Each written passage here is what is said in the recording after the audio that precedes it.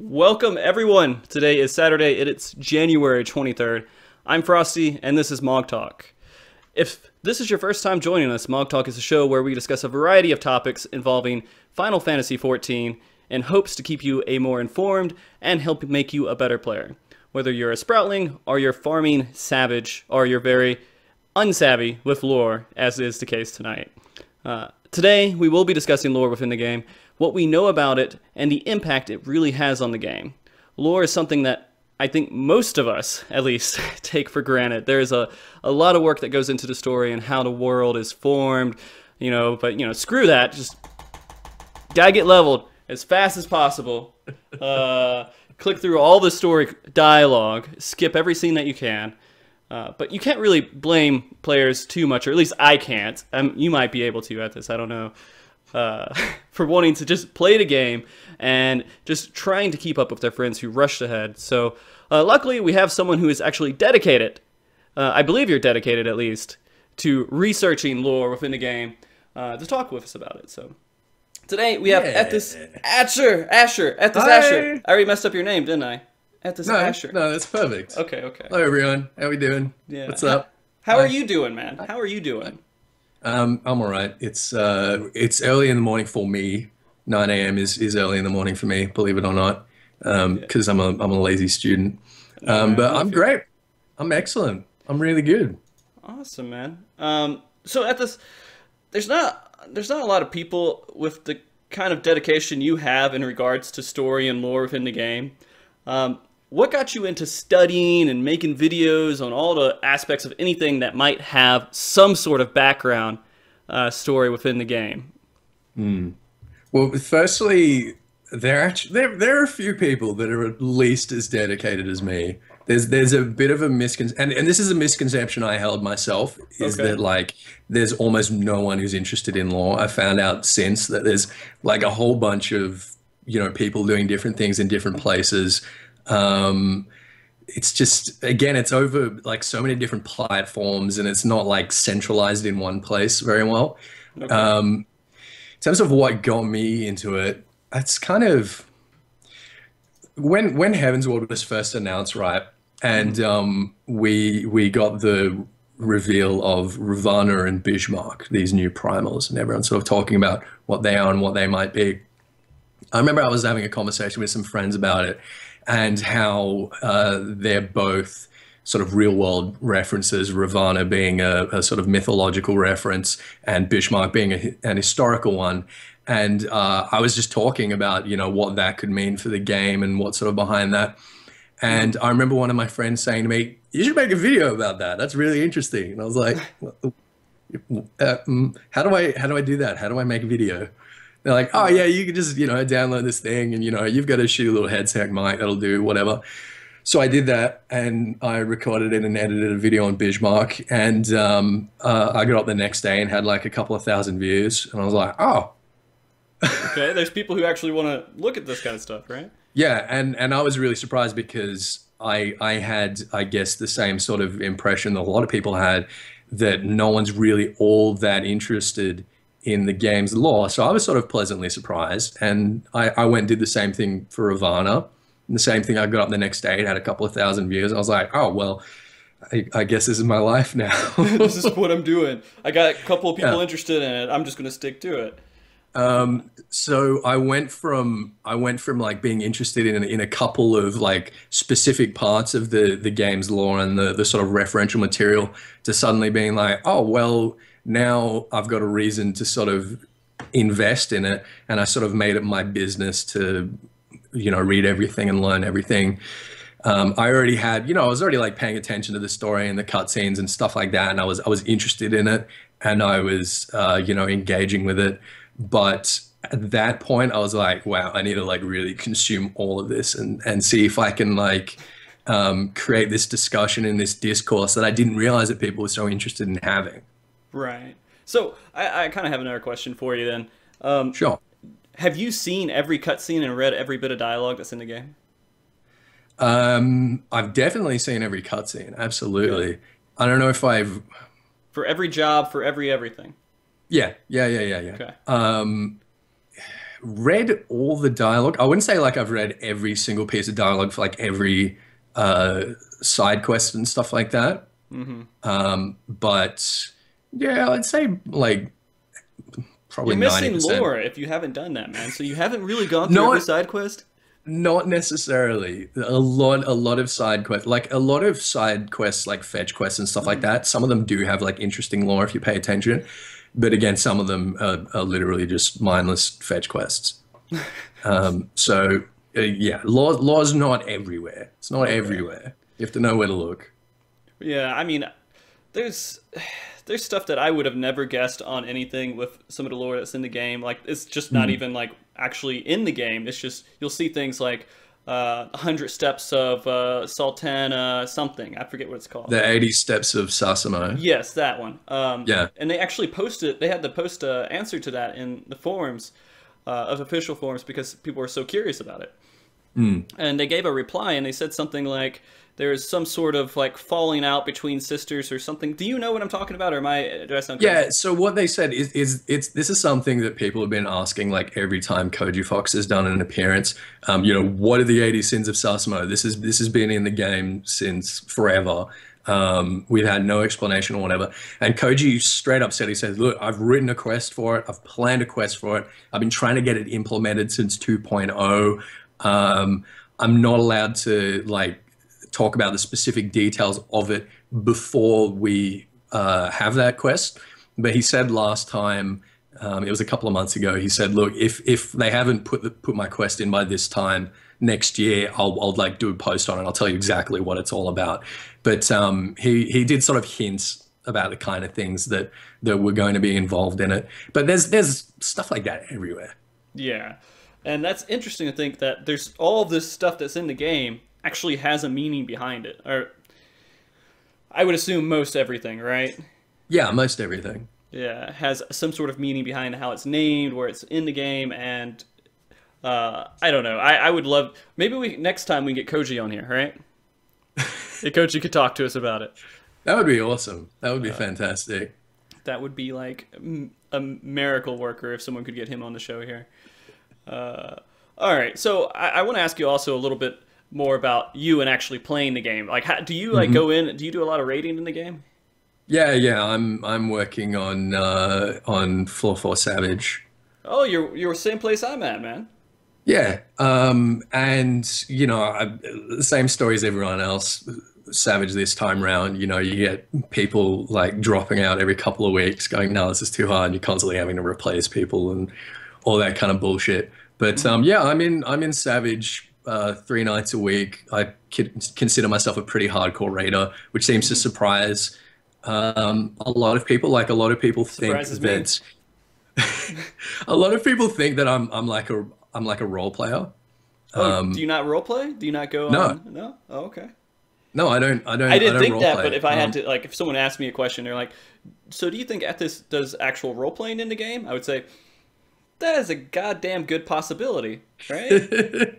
But go ahead, sorry. I don't know. I like the idea of role playing. I'm familiar with a lot of like role playing communities and stuff like that because they're obviously all really interested in the lore in terms of building like believable backstories and informing their interactions and stuff like that. So I have a lot of communication with role players, but I just don't have time for it. Yeah. And that's not like a bad thing. It's like I'm raiding and I'm trying to grind my shit, and when I'm not doing that, I'm writing or working or something. Oh, so you do actually have writing that you do? Yeah. Yeah. Oh yeah, shitloads. Okay. Do you have any finished, like, do you write books or what are you writing? I write short stories. Okay. And this is just like a hobby thing. But a lot of writing goes into the stuff that I do for the channel as well. I'm just one of those people, like, I just need to write every day. It's what my uni life was all about. I just feel intellectually starved constantly if I'm not, working on something. So if they gave you the chance to work for Square Enix and help with story planning, you would just like drop of a hat, take that? Or? No doubt. Like Yeah. I'm already you probably noticed the last couple of days They're looking for a community member. community team, yeah, they started advertising, and I'm like, it's such a long shot given that it's in like California and the amount of fucking paperwork and stuff that would be required to get me over there. But I'm still like, you know what? Fuck it, I may as well apply. Yeah, why not, man? That's actually a good part of. I was thinking about it too, but there's just so many different. I don't know. I don't know if it would fit because I don't know all the situation that would actually bring upon me if I went there. Would I get paid less than what I do now? Would I be able to survive and eat in California? You know, so it's kind of a weird situation. It'd be kind of Well, cool. you're obviously a lot more pragmatic than me because I don't care about those things. Well, I have to survive. I have to, you know. I'll pay eat for a place fucking to live. instant noodles and live in a cardboard box if I get to work for Square Enix. That's true, man. But then I'm also like kind of censored, right? And so it kind of limits what I can actually do and talk about. Yeah, of course. And I'm a little concerned about that, but I'm sure I'll find my way around Oh it. yeah, fuck it. You work for Square, man. I mean, I'm not gonna like think ahead of myf. It's like, you know, it's just worth a shot. Let's go ahead and talk about our dreams of working at Square Enix at this. Let's sit here and just take a shot. All right, well, cool. So you do a good bit of rating, and that's actually really. How far are you into A4? We've gotten the fourth leg down a couple of times. Oh, you're further than I am. We've gotten to the fourth leg a couple of times. Okay. Yeah, we're sort of at the advantage. We've picked up a new healer who was in the sort of world first tier, who's just bored and is raiding with an alt on Tonberry and wanted to raid with us. So once we got into A4, she was like, all right, this is what you're doing, this is how you do it. So we basically got up to, you know, third leg on the first night and sort of we've been getting it pretty consistently. Nice. So it's kind of like you got a carry player in your team. Now you know as well as I do that it is not possible to carry. No, you're right. Savage. You can't. There's no way. There's It definitely helps to have someone who's like already familiar with the fight when you're going in. But if you don't have 8 people that know what they're doing and when they're doing it, then you're in a bit of trouble. No doubt, man. All right. Well, let's just go ahead and get into the topic today. Even though I'm having a great casual conversation here with you, and I could probably keep that up for a while. Well, we can do that a little bit more later at the end of the show. So I was going to have more guests actually come on the show, but I decided for an introduction to lore, I really only need you, man. I don't know if I really need a lot of other people in here at the moment. But you just get butterflies. Oh, it's good. Don't get me on this whole. I can get deep into that whole. Okay, never mind. We won't talk about sexual tension between men, because of course I can go ahead and have lots of dirty conversations here. Welcome, I do with my welcome friends to all the the time. bromance show, everyone. Yeah, exactly. Okay, if the show goes well at this, we can bring you back, and then we can have some other guests come on the show and have a little bit more in-depth lore conversations, which I think will be really fun, especially before patches, going into some of the lore that's coming up, or after patches. Yeah, definitely. Right? Yeah, I would love to have. So to make this clear, this is sort of our first forays into lore territory. Yeah, we have never really dove into it too much. We've stayed kind of clear of it because, you know, it's boring, right? Yeah, it's boring. Oh god, it's so boring. Makes you want to You go have to no sleep. idea. I just want to shoot myself. Like, have you ever tried to read the Bible? Oh boring, man, actually, I've read. Yeah, I've read through. Dude, I've read through the Bible half a dozen times. I've read through the Quran. I've read through the fucking cortex of you know, various sects of Hinduism, and I just read. Like, I'm just one of those people that's just reading all the time. I'll read anything. Anything. Oh man, I got I'll some read the shit to fucking give phone you. book, dude. Really? Yeah, definitely. I don't know if that tells me something good or bad about you. To be completely honest. What could possibly be good about reading the phone book? Nothing's good about that. But you being okay with reading the phone book is something that's a little bit. It tells a little bit about your character. Yeah, suppose. It's a bit unsettling. Okay, okay. So, anyways, I want to keep the show today kind of on level with the average player who understands kind of what is going on with the main story, but doesn't really know anything past like recent major plot points. Yeah. Again, we'll have some in-depth questions that we'll actually do kind of near the end of the show that we already have planned out. Some people on Reddit asked a few questions. Yeah, there's some interesting ones there, actually. Yeah, and if you guys have any questions at all, any super in-depth questions, any silly questions, any basic questions about the story, ask them. And Kerr will be actually collecting all these questions throughout the show, and we can answer those kind of midpoint through the show and then around the end of the show as well. Oh, awesome. Fantastic. Yeah. All right. So I actually want to start this off with one of the simplest questions, and it kind of deals with lore and the game and what that really means to all of us. So to start us off, when it comes to lore and games, does it really affect how much you enjoy playing it? Is it what kind of encourages you to even play the game? I understand Final Fantasy is a very story-driven franchise. Yeah. But if the game had an overly simplified story, would the current player base say, all right, I still enjoy the game, or would they just peace out? Well, story and lore are two very different things. If you think of the early Final Fantasy games, they're very story heavy. They have a very interesting story, but in terms of the lore that's behind that and the world building and stuff like that, it's very simple, and there's very few superfluous or redundant details. For your average game, lore is not that important at all. The thing about an MMORPG is that you're trying to keep people invested. You know, you got monthly subscription. It's not enough to have like an interesting story that people will play and then they're done. You need something that keeps people coming back, that keeps people exploring the world, and having a world.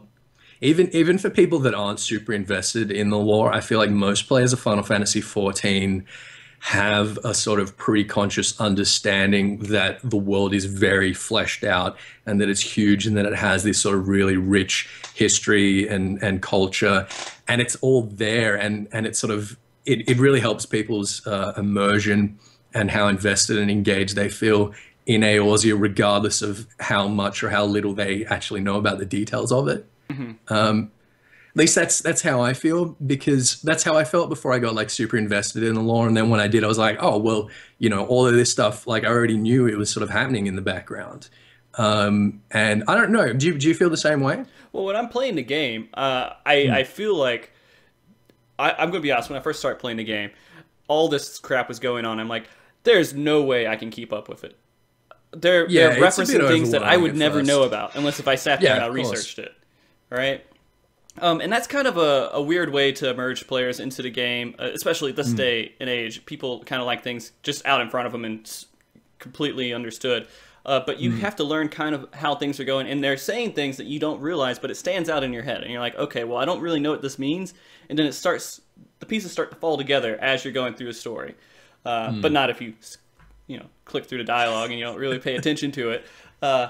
So I kind of like how they do the story, and I do believe that right now I feel like I'm an idiot when it comes to talking about lore and what's going on in the world, because they'll say names and they'll talk about certain events and I will be clueless. But if I actually spent time and I researched it, I probably could figure out at least some of it. I know they keep some of it a mystery, and you have to do that, right? Because it makes the world feel a little bit more expanded. Yeah. Yeah, and you don't want to have a world where it's you know everything that's going on, because then you feel like there's nothing else to learn, and you don't care as much about exploring. You just want to see what's currently happening. Yeah, absolutely. But I mean, that just kind of solidifies your point, I guess, a little bit. But when you started playing the game, how did you feel about how the lore was kind of presented to you, kind of in the background while you're going through the story? I gotta say, like at first I felt a little bit overwhelmed, because you're right, like the sort of first cutscenes and everything, and all of these names that are being thrown around in early quests, you're like, whoa, there's so much going on here. Like, do I need to take notes? What's happening? What's going on? Right. But it's sort of really exciting to kind of dive into a world like that. You know what I mean? Yeah. So I think I don't think any like new player comes in and they're like, all right, I'm going to pay attention to everything. I'm going to learn all the lore. It's something that you sort of do in retrospect. You become invested at some point, and then you sort of go back and you sort of join the dots and and realize all these things that you sort of overlooked earlier that had significance. And I think that's how most people work, I suppose. I guess that makes sense. But then there's people who read the phone book, so I don't know. It's hard for me to tell. Well, when I'm like playing, when I first played through the main scenario, and when I was playing like through the Heaven's Ward scenario and stuff like that, like I'm reading everything, and more recently, like I record every sort of bit of story and stuff that I'm playing through, so I can watch it later. But I'm not like stopping like every 5 minutes to be like, all right, now how does this fit in and this and this and that. You sort of let yourself kind of absorb it passively. And I think the game definitely lets you do that. Like it doesn't really require much intensity or much sort of commitment when it comes to story and stuff like that. Like for the most part, it's pretty easy to follow. Yeah. I mean, the story, I mean, everyone should know kind of what the story is just by seeing what happens. You don't even have to read what's going on. You can make, assessments by the little cinematics that happen, which people are going to watch. Although I got to say, like, the whole story with, they're like, oh, well, actually, this character that you've been watching this entire time is this actual character within the game. That's kind of interesting, I guess, but it was it was goofy. You talking about Derplander? Yeah, Derplander. It was weird. We'll come to him later. We could talk about him later. But anyways, let's talk about how Final Fantasy XIV does implement lore. And do you think they actually do a pretty good job? I know we talked about how they introduce it to players coming in. Or do you think that if you go back and you research it, it just seems like a lot of jumbled nonsense? Or does it all kind of stick together pretty well? Well, it's a fine line. Like you said just a minute ago, if you give everyone everything sort of really accessible and just like right there, and you read it and you're done, and like you're like, all right, that's what I understand, then there's nothing left to do, right? A lot of people have this criticism, which I don't share, but I think it's a legitimate criticism about the Elder Scrolls games, and the fact that you can just like go into a bookstore and just learn everything about the history of the world, and that's like, that's it, you're done. That's good. So obviously Final Fantasy XIV doesn't do that. On the other hand, a lot of people do sort of think that it's kind of jumbled and messy and difficult to get hold of because it comes in so many different forms and from so many different places. You have the cutscenes and the dialogue, but then you also have important lore details in flavor text, like in flavor text of mounts, in obscure side quests, in gathering leaves. And it can be really difficult to put it all together into a coherent narrative. And if the developers did that for us, if they were like, hey, the Google library's got history books in it, and it's all really coherent, and it just tells you like this happens and this happens and this happens and this happens, well, then no one would be as interested in it because there wouldn't be any discussion about it. There wouldn't be any, arguments or debates about what may or may not have been or what they may or may not be hinting or implying. And there wouldn't be work for people like me to do. So yeah. I'm much happier with it the way that it is. But it is difficult. Like it's a lot of work. And that's kind of, I guess, one of the credits of my channel, and one of the credits of what a lot of people on the official lore forums do, people like Anonymous, for instance, shut up, Cersei, is that they sort of take all those different sources and they put it together into a coherent narrative for people to explore and discuss, and it's a really good sort of community thing. I think that's pretty amazing now that you say that. Because I was kind of upset with a little bit of how the story went through, because it was hard for me to keep up, and to the point to where I just didn't care anymore. But at the same time, there are people out there who really, really love lore, and this is just a great a breeding ground for discussion about what could be and exactly. how. Yeah, and that's fun. That's interesting, right? A lot more than just here you go. You know every single fact of the history here. So okay. Well, again, it keeps people invested in the game, and a lot of subscribers are subscribed and they keep playing because they're having these discussions about, you know, what could happen next and what we could find out next about, you know, the history, because so much of our like progression forward is sort of inextricably linked with stuff that's happened in AOS's past, and we're always speculating about that. So, you know, the further into the future we go, the more we learn about that, and that keeps a lot of people coming back. And I think that's fantastic. I think it's great. All right, so let's actually jump into the players that are kind of like a little bit like me, and skip through a lot of cutscenes that they might not want to see. I mean, mainly, okay, so Machinist, I watched all the cutscenes, right? Yeah, because I was playing that. It was okay. It was kind of generic to me. To me, it felt a little generic. I agree with that. I agree with that. But, you know, I watched all those, and then I went through all the main story quests and everything. But, you know, if I'm going to level up Dark Knight, it probably has a good story, but I don't care. I just want to get to 60, man. I'm just clicking through stuff. So, and there's people who actually, especially when the expansion came out. I'm sorry, man. I'm sorry. Oh, that gets me. But, you know, there's also people who click through the main story, and they only have, like, an idea of what's going on.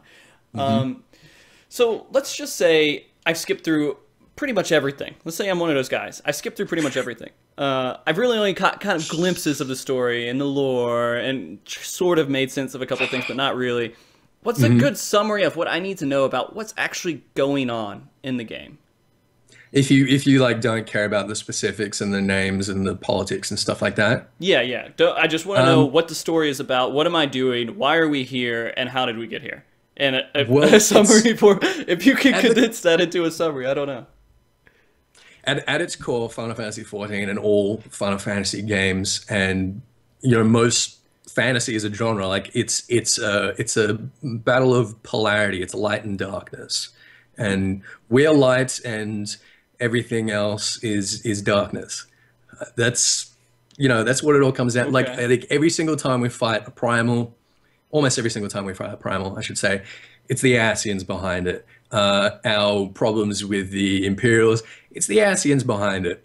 It's basically we're, you know, intrinsically constructive and creative people on Hydaelyn, but there's, you know, these evil forces that are always, you know, manipulating us and using our sort of hubris and confidence against us and creating these problems.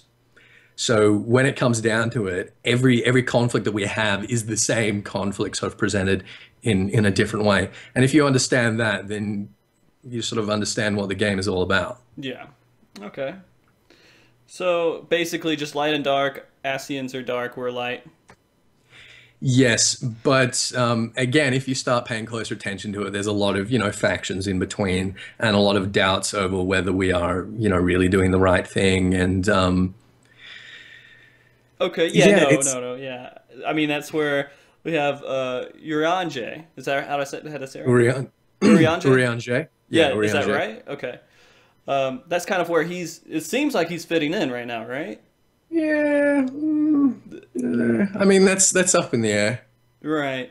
What do you think of ENJOYYY?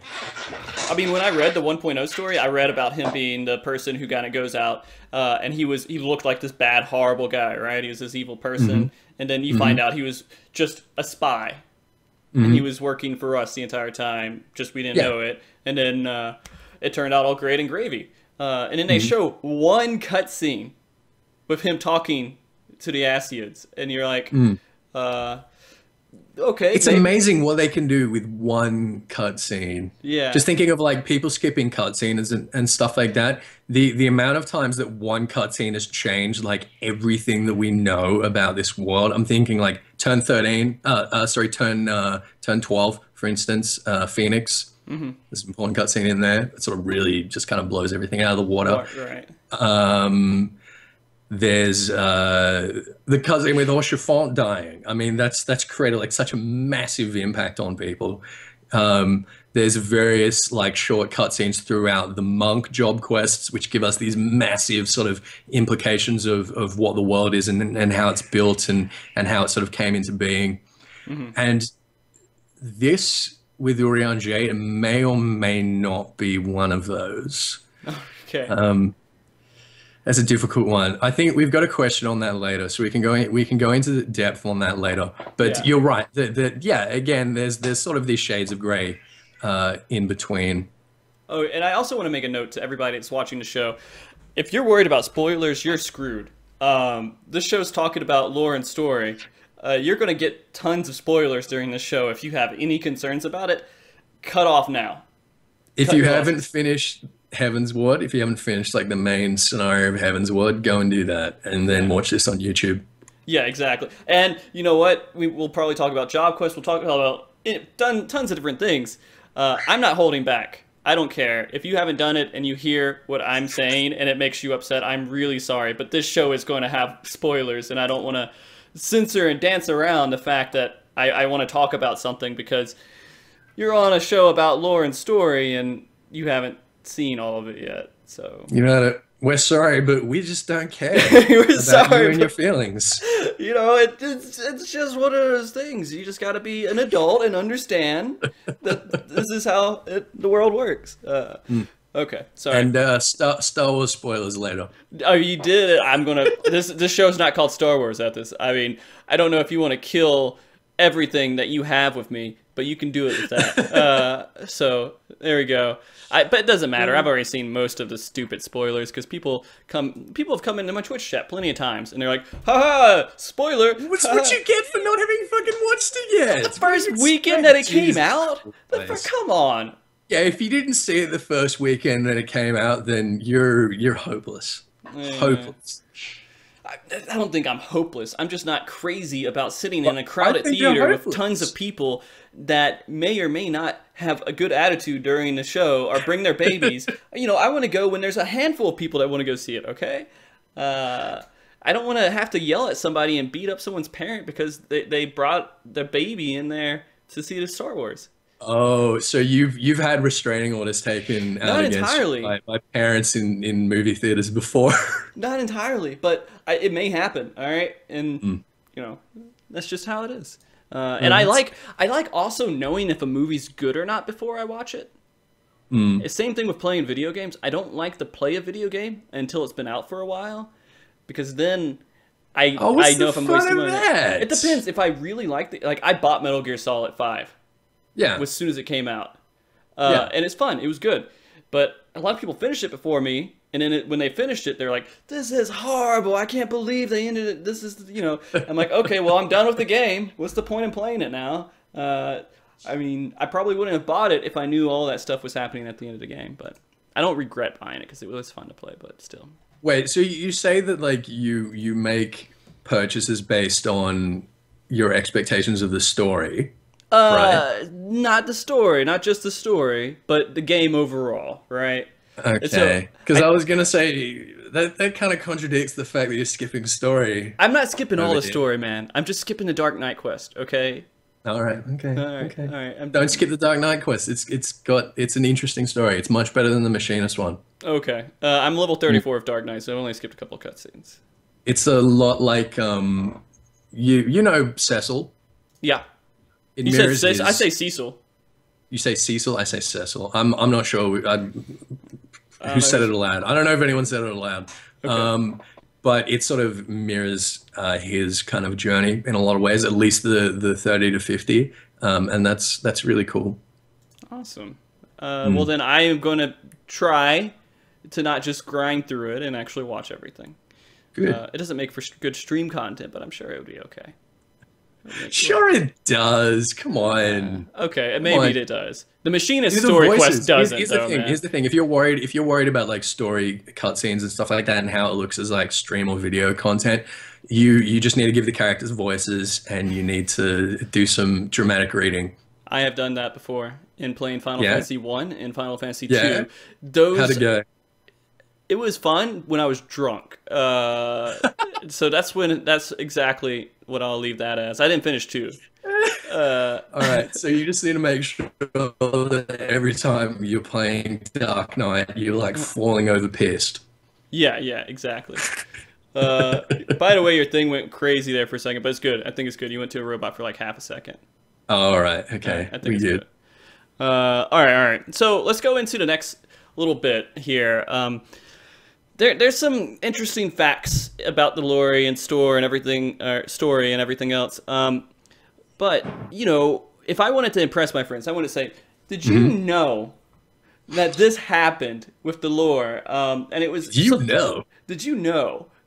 You think I'm cool now because I know this, right? If I had any of those, what kind of things could I tell my friends that I'm trying to make that would be just amazing, extremely interesting, and fascinating? That the average Wow. player wouldn't know. That would be amazing. That would like blow their mind. That's like a really tough call. Okay, the most mind-blowing thing. Not, it doesn't have to be like all the way up there, but get the closest you can there. I don't know if there's anything mind-blowing. I think you see like a lot of interesting stuff like while you're exploring the world. Like you see through the shroud, for instance, you know, you see all like these weird ruins and structures and stuff like that. Yeah. At one point, you realize that that's actually remnants of this massive underground city that stretches like all the way under like the shrouds and parts of Alamigo, even like parts of that sort of region. And that during the calamity that followed the War of the Magi, the elementals of the 12s were basically like, all right, we are so fucking done with you guys. Anyone that comes into the woods, we are going to kill for no reason. And all of the Elezen that survived from Amdapor were forced into caves. So they had to build this underground city, and that's how they became the Duskwhite. Through this sort of this trauma and this, you know, need to survive, they had to live underground for centuries and centuries and centuries, and eventually built like this sort of, you think of it like classic like dwarven cities and stuff like that, and they built this empire underground, and it's all underneath everywhere that we walk in the shroud, and occasionally you just see these little sort of bits and pieces of it. Huh. And that's the same in Thanalan. You know, you see ruins of the Miachi, the Belladines, the Sildir, the Alligans, of course. And it's like, you know how in like European cities like Rome or London, how you literally have like cities built on top of cities built on top of cities. Right. Yeah. And it's like you go down, you know, 10 meters and suddenly you're, you know, seeing ruins from a millennia ago, and you go down again and it's another millennia. Every part of Eorzea is like that. That's crazy to think about too, yeah. man. Yeah. That's insane. But I Other mean, than that, I think a lot of people overlook like a lot of the sort of big events of Eorzean history. I mean, I think everyone knows like obviously Project Meteor and the Battle of Cartano, like everyone's all over that. And most people understand what happened at the Battle of Silvertear Skies. I assume you know that one. nope, no clue what you're talking about. That's when the Imperial fleet invaded Mordona, and Oh Midgard. yeah, and then Midgardsormr was yeah. like, nope. Yeah, yeah, I remember that. Because I went through. I don't know what the names of those events are, but I do know about them actually happening. One that's becoming more relevant now that a lot of people don't know is the Autumn War, which was only like 100 years ago. It was when Alamigo invaded the East Shroud. They actually invaded Gridania. And a lot of people like, why is the Eorzean Alliance so reluctant to get involved and kind of help out the Alamegans? Why do they have this sort of animosity towards the Alamegan refugees and stuff like that? And it's because they kind of see the Alamegans as Nazis. Oh, really? The Alamegans invaded Gridania and very nearly, you know, destroyed Gridania. And the other alliance states were so concerned about this sort of warmongering, kind of expansive tendencies of Alamigo that they actually, that's when the Eorzean alliance sort of reformed in a lot of ways, and they kind of fought it back. Even Ishgard got involved. Ishgard, which is, you know, notorious for not giving a shit about anyone else for any reason because they're so busy with their own, you know, Dragon Song War. Even they were like, yeah, fuck Alamigo, let's get these guys. Wow, I actually didn't think about that at all. I always thought Alamigo was just like, oh, it's this nice, innocent, small town kind of thing that had a big city, and he was taken over by the Garleans or whatever. They invaded the Shroud, and then they had like this massive internal civil war, which was orchestrated by the Garleans, and that's when the Garleans moved in. So the monks we have, you know, the old monk sect, the Fist of Ralga. They basically, the Garlands and their spies and that sort of manipulated the Fist of Ralga and the sort of royal guard, and you know, the king, sort of against each other, and they had this massive civil war, and when basically Alamigo self-destructed, and they went from being probably the strongest military power in all of Eorzea to being, you know, ripe for the Garlands to just move in and set up. So yeah, there's like a lot of little things. Like, again, I don't know if I call that I don't know if I call that like mind blowing, but there's like lots of, you know, dangling little pieces of Eorzean history that informs things that are happening in the game and the way we sort of look at the world now, that are just everywhere. Yeah, that's pretty intense. And you know, they could make like a game or a story just all about that storyline, and people would be invested. Yeah, that's the thing, right? I kind of think about that a lot. Is that you could have made like a Final Fantasy title about, you know, the Alamegan Civil War, or about you know, the fall of Amdapor and like the end of the War of the Magi and all that, and that would be awesome. Like, those would be really good games, and you know, I want to see more of that. I want to explore more of that. And like I say, that people, once they sort of get a little taste of these stories that are going on, that's sort of a large part of what keeps us invested in the world. You know, all right, Square Enix, I'm giving you like a great idea, and you're gonna make so much money. So basically, all you need to do is make single-player games that go in with the lore and the story of Final Fantasy XIV, and just off on the side for like DS games or whatever. Totally. Do you know Evil Squeegee? Yes, I've had him on the show multiple times. Oh, okay. Yeah. Oh, yeah. I've seen you have him on at least once. So, Evil Squeegee is talking about doing like a one-off RPG sort of D&D thing based in Eorzea somewhere. I'm going to be talking with him about that, and we sort of, well, I want to anyway, like use that as a way to kind of explore like these past events and stuff like that, and maybe do like a one-off based in, you know, the Alamegan Civil War, like I say, or Amdapor and Miyachi as it's sort of falling to pieces, and you know, Diablos is rising and destroying everything, and there's just so much of that. Just fan fiction, Final Fantasy 14 D&D. Yeah, it'll be awesome. I'm really excited for it. Yeah. So you're going to be a part of his game? Yeah. So Squeegee did a favor for me on my Eorzea Armoire episode of the Draconomicon, because he knows. I was going through and getting videos of you for the intro, and I saw him there. I'm like, what the hell is he doing in this video? Well, you know, Draconomicon, like Dungeons and Dragons reference. Right. And I was like, this is a great excuse to give Squeegee a plug, because like I like the shit that he does. I think he's great. I was like, you know, I'd be crazy not to take this chance to get him on and plug him for a couple of minutes. So in return, I told him, you know, I'll help you with like this one-off stuff when you want to do it. So yeah.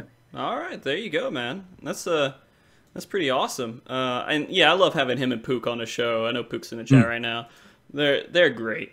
It's great. I could literally just turn the show on and say, hey, talk about this, walk away, and come back 2 hours later if they've done a show for me. They'll just keep going. I love it, man. That's Pook. Yeah, and congratulations, Pook, by the way, on your streaming success today of 365 days. Oh, is that today? That was today. Oh, holy shit. I'm so happy for you, dude. That's so exciting. That's really awesome. Oh, man. And hopefully I'll have something even mildly close to that kind of accomplishment one day. But anyways, okay. So, there's a lot of stuff that, you know, people will overlook because of players sometimes like me when I just want to get through and level something up really quick. And the game system allows you to do that. You know, it says, all right, hey, you can skip through a lot of this stuff if you want to and just, you know, play the game if you don't care about the story.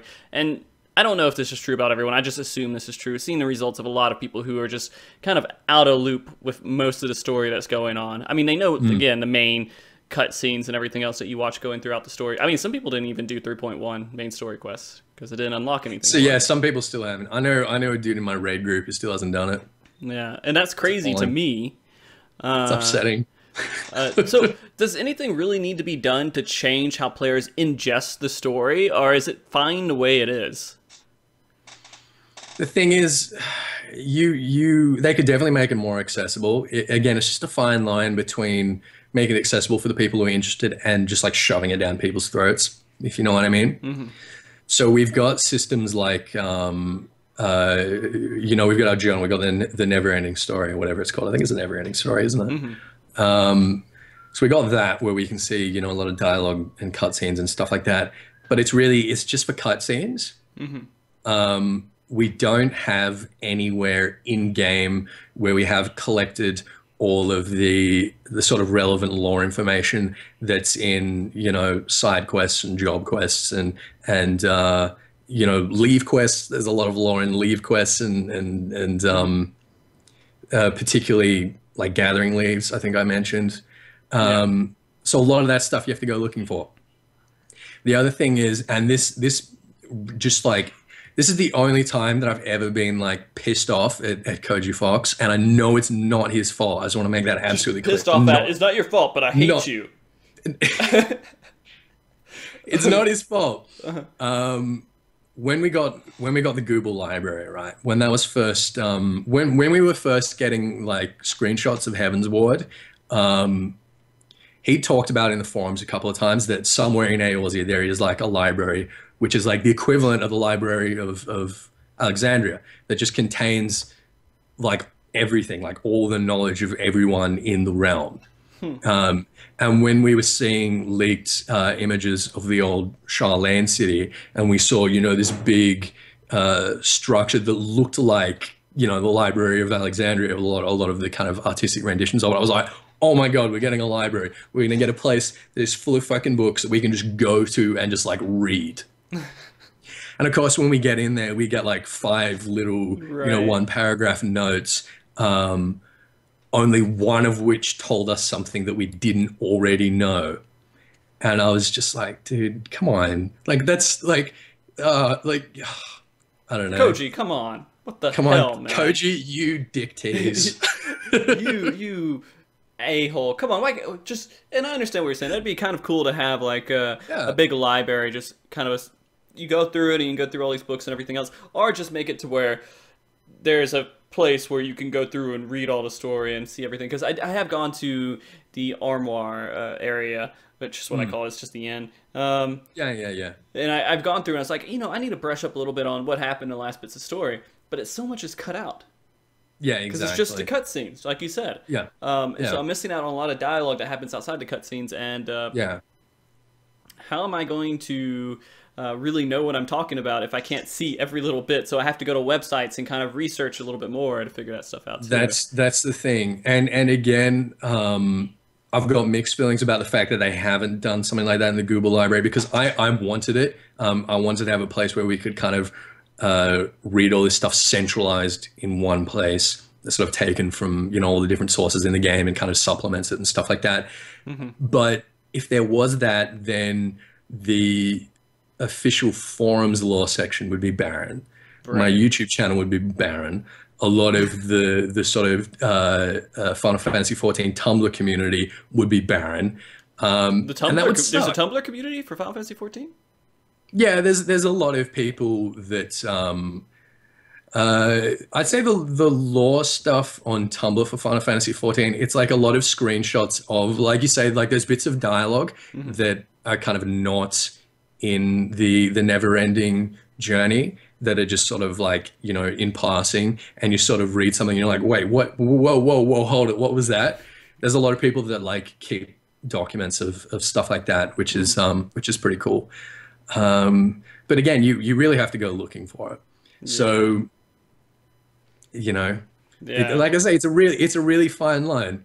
Um, some people really love the fact that in the Elder Scrolls games that you can go into a library and you can spend hours in there just like reading and absorbing stuff. Hmm. And I was one of those people. I love the Elder Scrolls lore and the world and all that. But what I don't do is go and talk to other people about it and kind of have this kind of community engagement and sort of, debate about things. So I can't help but feel like the way that we've got it is better in a lot of ways, particularly for an MMORPG. Yeah. That makes perfect sense to me. And the reason I don't know about Tumblr is because I'm an idiot when it comes to social I don't have a media. Tumblr account. I don't have a Tumblr Oh, account. really? I didn't have a Twitch Yeah, account, or not a Twitch account. I'm sorry, a Twitter account until I started yeah. streaming. I didn't have a Twitter account until like a couple of months into starting my YouTube channel, and Hmm. and people were like, "Dude, you got to get on Twitter. Yeah. Like, you have no idea." And I was like, "Oh, come on, so much work, fucking social media." And like the week that I did it, like my subscriber count like doubled, and I made all these awesome contacts, and I had like a Nero saying to me, "Hey, you should come on the show," and I had Oh Mr. yeah. Happy saying, "Hey, you should come on the show," and I'm like, "Oh my God." Why did I not do this sooner? Thank you, Twitter. Twitter, you are my fucking You know what's lifeline. funny? Like, I was trying to figure out Twitter and everything else, and I didn't Hmm. really know too much.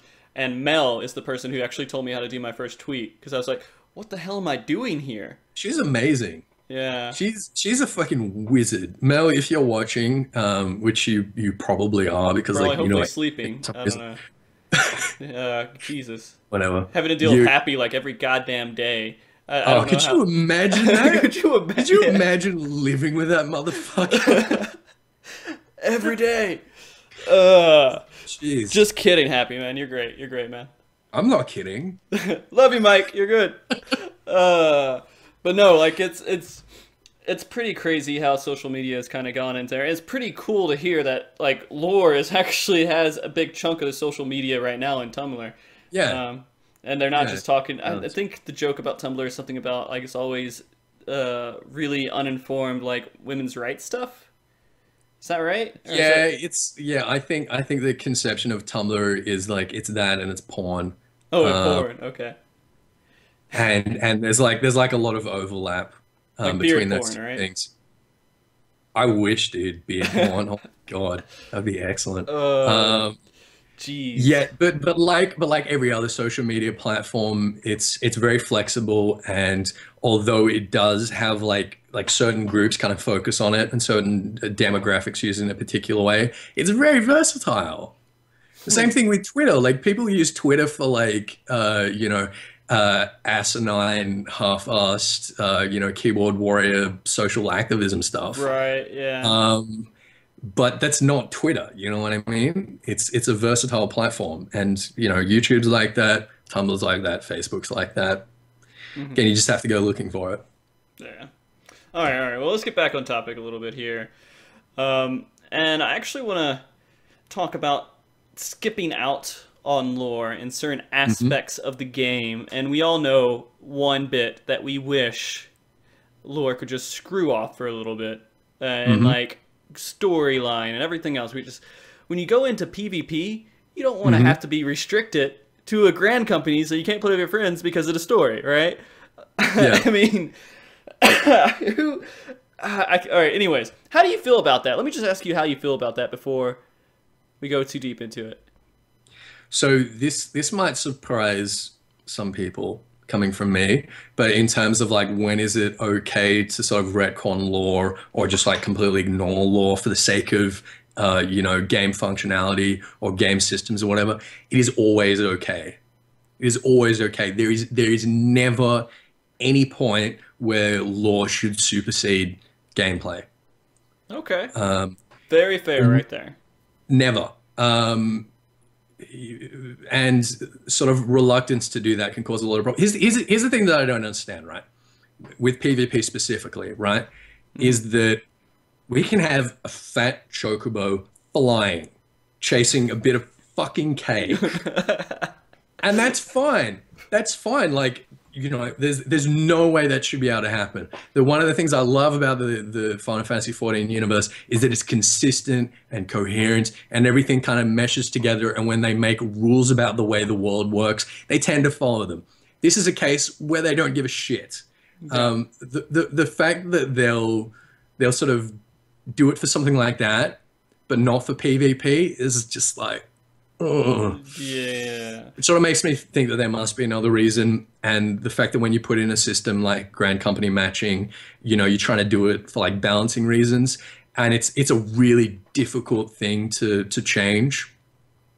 Yeah, no, there has to be something else, because it just saying it's lore or it's story, and that's just how the game works, and it doesn't make sense to get rid of that. Doesn't make sense to me.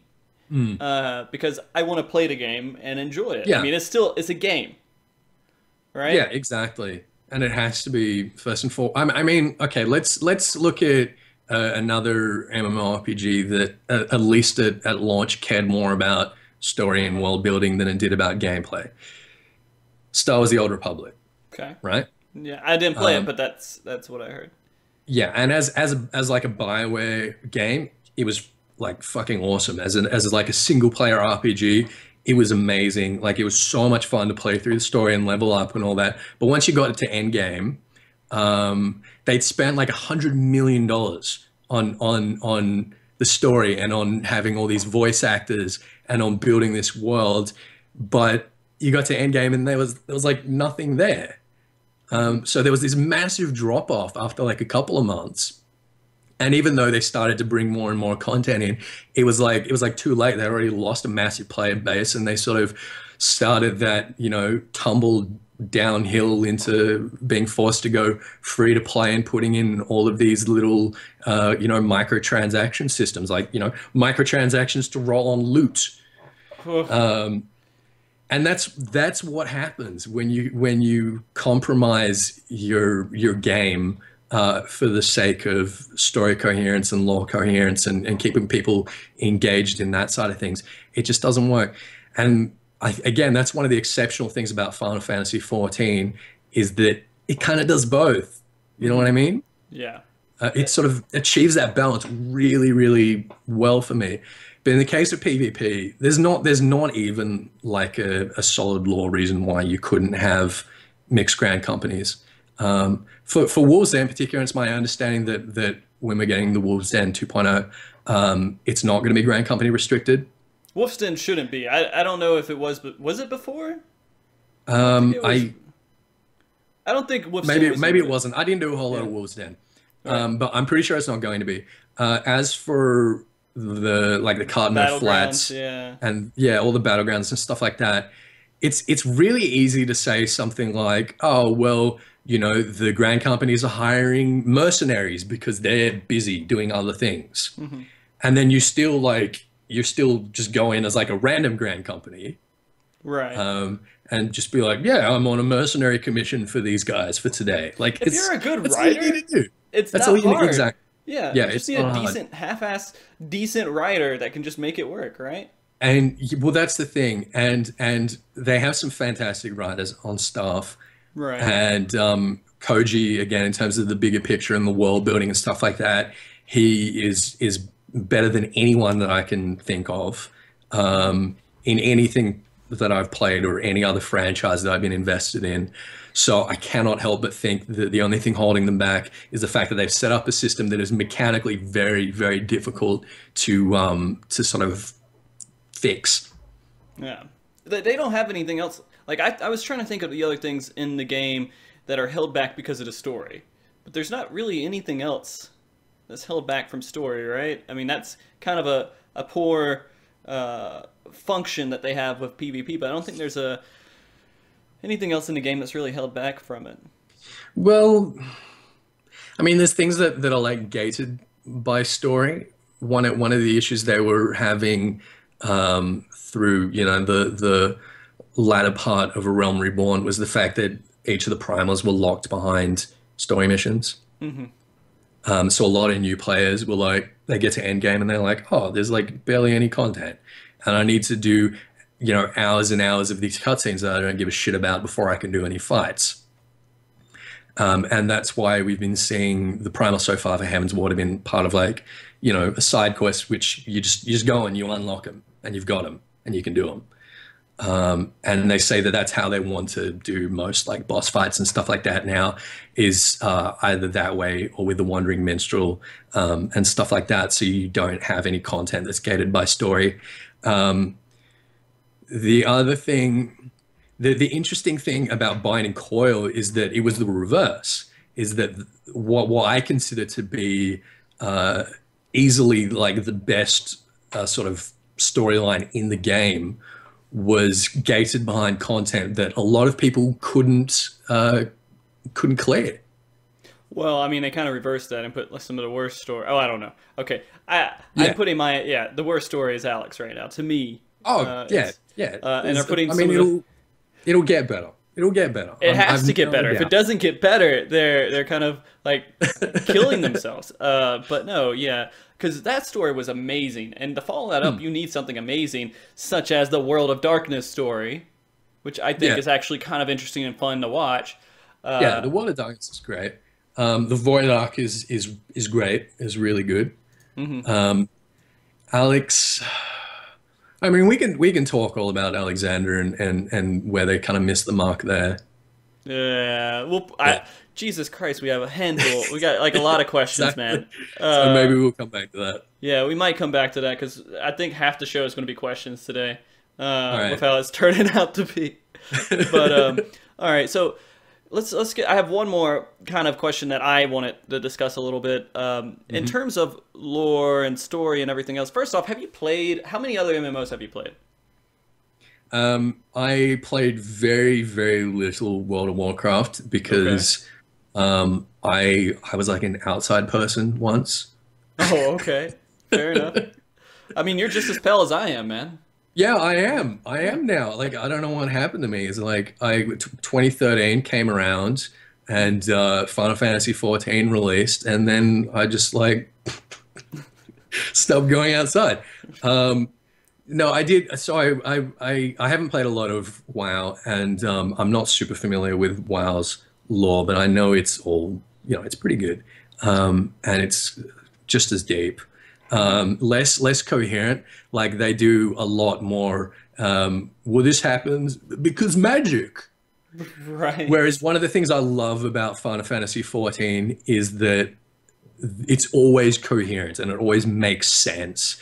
And even when it seems like they're sort of using some sort of Deus Ex Machina, if you look into it, it's actually a Chekhov's gun. They actually have set it up. Right. Star Wars: The Old Republic, I was heavily invested in terms of lore and stuff like that. And I didn't think it was as good. They spent so much money on it because everything was voice acted. And, they had all these, beautifully rendered cutscenes and stuff like that. But in terms of the world building, in terms of the kind of work that people like Koji Fox do, it wasn't quite there. You know what I mean? All right. So in terms of being similar though, I mean, it's fantasy, like at its core, like I say, it's, good versus evil, light versus dark with, complications here and there. There's a lot of stuff pulled from old Final Fantasy games. There's a lot of stuff pulled from, Tolkien and Dungeons and Dragons. There's a lot of stuff pulled from classical literature. For instance, there's Alexander is basically pulled out of Gulliver's Travels as a concept. You have this sort of big mobile fortress of, funny little scientists and engineers that want to like control and impose all of the people below.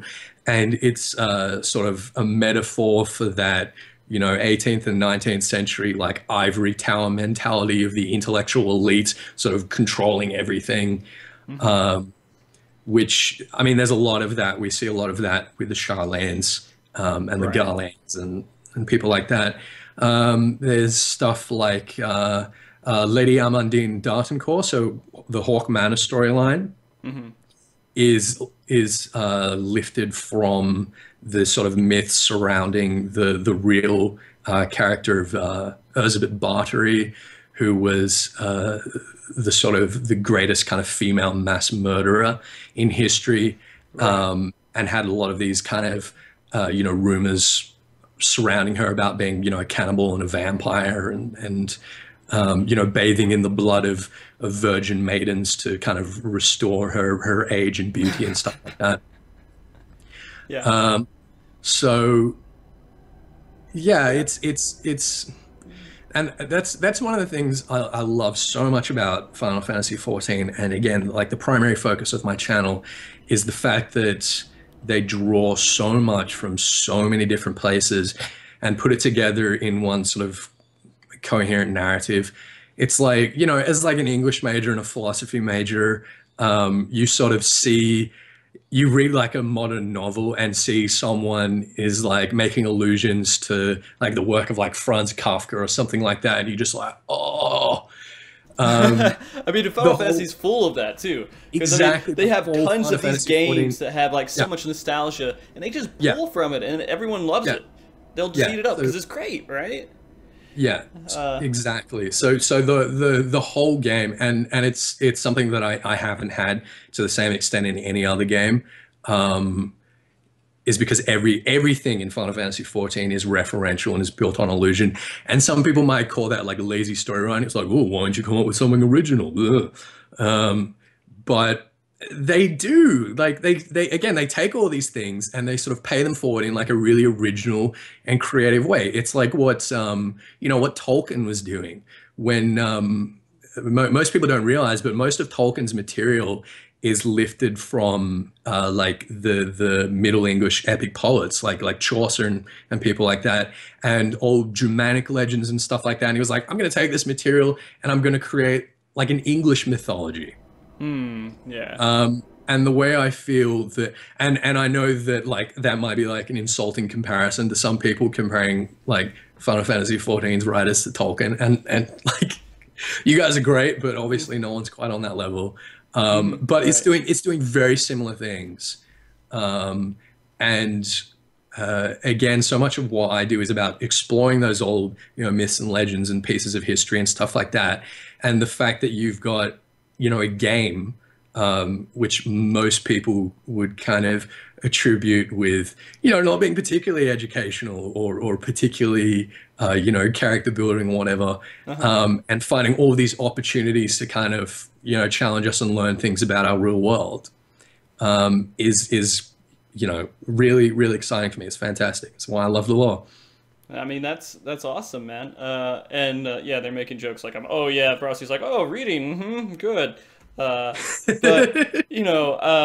do a little bit of reading. I actually enjoy writing myself. So I do understand a lot of the concepts you're talking about. I just don't know a lot of the different things. I wasn't an English major, so I'm kind of sorry. What was your major?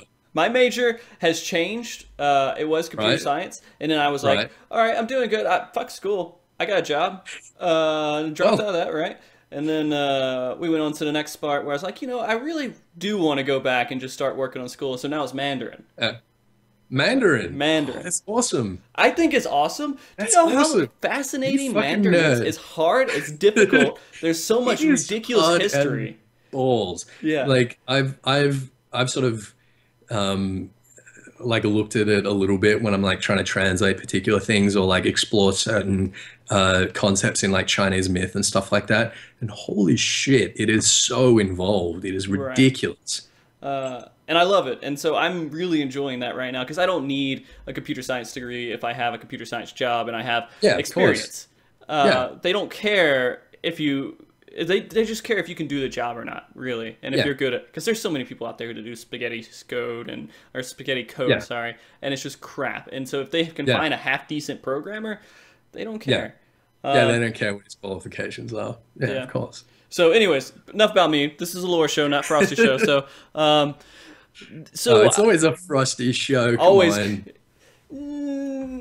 Okay, yeah, sure. I'm good with that. So I mean, we kind of agree, and I think this of Final Fantasy XIV does a great job with story and lore and everything else. And it's not perfect. There's things that they can improve upon. For example, granted companies and PvP. But you know, I highly respect Koji and everything the writers have done with the game so far. And you don't really get that appreciation unless if you try to look. And if you do try again, you find that we are really fortunate. We have like the best people in the industry working on creating this world.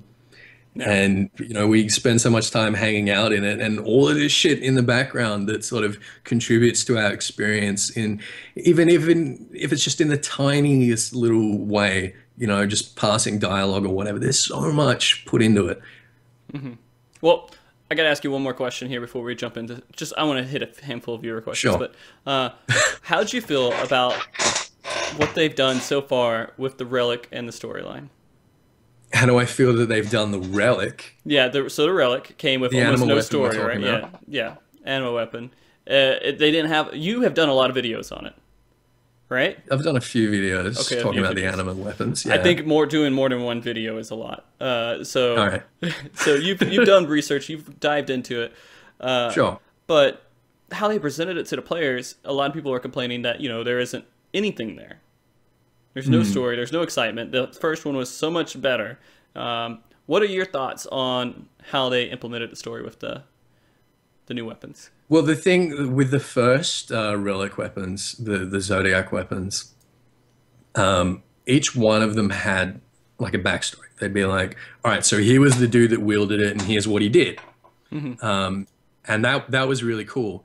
But as it progressed, it became less and less about what other people did and more about what we did. So I think the progression in the animal weapon is a reflection of the progression in the Warrior of Light. Is that you notice through the course of Heaven's Ward, before the fall, people stop thinking of the Warrior of Light as like a sort of agent. They stop thinking of it as someone who just you tell him to do this and he does this, or you tell him to do that and he does that. People start asking us questions, like we get like dialogue options and stuff like that through Heaven's Ward. Mm-hmm. So when people talk about the lore of the animal weapon, what they need to realize is that the story of the animal weapon is your story. And that if people are going to tell legends about the animal weapon, they're going to tell legends about you defeating Thor and defeating Nidhogg. All of that kind of stuff. So I think it's really nice that we're sort of like, we're owning it. Mm-hmm. The other thing is that, and this is something that happened in the last step of the relic weapon, the animal weapons actually become self-conscious. Right. And some people are speculating, and I got mixed feelings about it, but some people are speculating that based on the places we were grinding and the fact that we make this choice between our animal weapon having a male or female voice, that they might end up sort of absorbing the soul and end up representing either Yzael or Chiffon, depending on whether we choose male or female, and that might give us like another way to interact with those characters. And if that happens, then the story is going to be like really interesting and really engaging. Right. But even if that doesn't happen, we do know that the animal weapon has a voice, it has a personality, it's growing, it's learning, it's in sort of juvenile stages now, but we're going to be literally like interacting and talking to our weapon and having like a relationship with our weapon as it goes forward. And I'm really excited to see where that goes. So I think, yeah. Right. So I think that even if people are disappointed with what they got from this step, they've set up for a bunch of like really interesting opportunities in future for the weapon. Okay. So they have a lot of the groundwork laid out to make a really good detailed story. Yeah, absolutely. And that's what a lot of this patch was. Patch 3.1 with the main story, with the Scalista kit, with the stuff that's going on with the Warring Triad. It was a big setup patch. And 3.2, 3.25, there's going to be a lot of I don't know. I think it's going to be another like before the fall kind of, lots of shit happening. I'm really excited. Just a Well, couple they're weeks doing away. live letter next Yeah. week, like almost On 7 days. Saturday. Saturday Yeah, at like yeah, really Saturday. early. Yeah, Of course, it's gonna be like yeah. 1 So we a.m. can, my time or something like that. yeah. So we can expect, I'm guessing, what was my guess? I think we're going to get the patch on let's say the 16th. I think we're going to see 3.2 on the 16. 16th. Hmm. My time. I assume that's the 17th for you guys. I don't know. I don't Yeah, know exactly what I'm time. going with. I'm actually on the. That's a Tuesday, right? Or it's supposed to be. Yeah. Yeah, the Uh, Tuesday. Yeah. yeah. Yep. That's exactly my prediction on that. Yeah. I tried to predict. I actually tried to predict 3.15, and I was a week off from that one. Yeah. So they Oh, went that's really pretty good. early with that one, man. That's pretty good. Yeah, I was expecting right before Christmas hit, right before that holiday hit there. So, but they went like weeks before that. Yeah. But okay, well, cool. Let's get into some of these viewer questions. Just hit a few of these, and they're not going to be like in any order of relevancy, by the way. No, that's So, fine. That's all right. one of the first questions that we got today was from Alice Fate, and I have no clue who these people are. I know, oh no, I know Midgard Surmer, but question: do you think Fafnir, is that right? Mm-hmm. Is going to show up in the story as maybe a son of Midgard Surmer? I have thought about this. So we've got two left that we haven't met. One of them has to be Shinryu. Like there's no two ways about that. We already know that Omega weapon is in the game, and where you find Omega weapon, Shinryu invariably follows. The other one, I think Fafnir is a distinct possibility. I'd love to see Fafnir. So Fafnir, for people who don't know, And the me. name is from the sort of ring cycle, the sort of Siegfried legend, which most people know best from the operas of Richard Wagner. You know, Flight of the Valkyries and that whole thing, that epic. So Fafnir is basically the archetype for Smaug. He's this greedy dragon that guards this treasure, and is eventually slain by the noble hero or whatever. So I'd like to see Fafnir. Fafnir's been in a lot of previous Final Fantasy titles, often again like guarding something. I don't know exactly what he could be guarding in Final Fantasy XIV, but yeah, I think that's a distinct possibility, and I'd like to see him.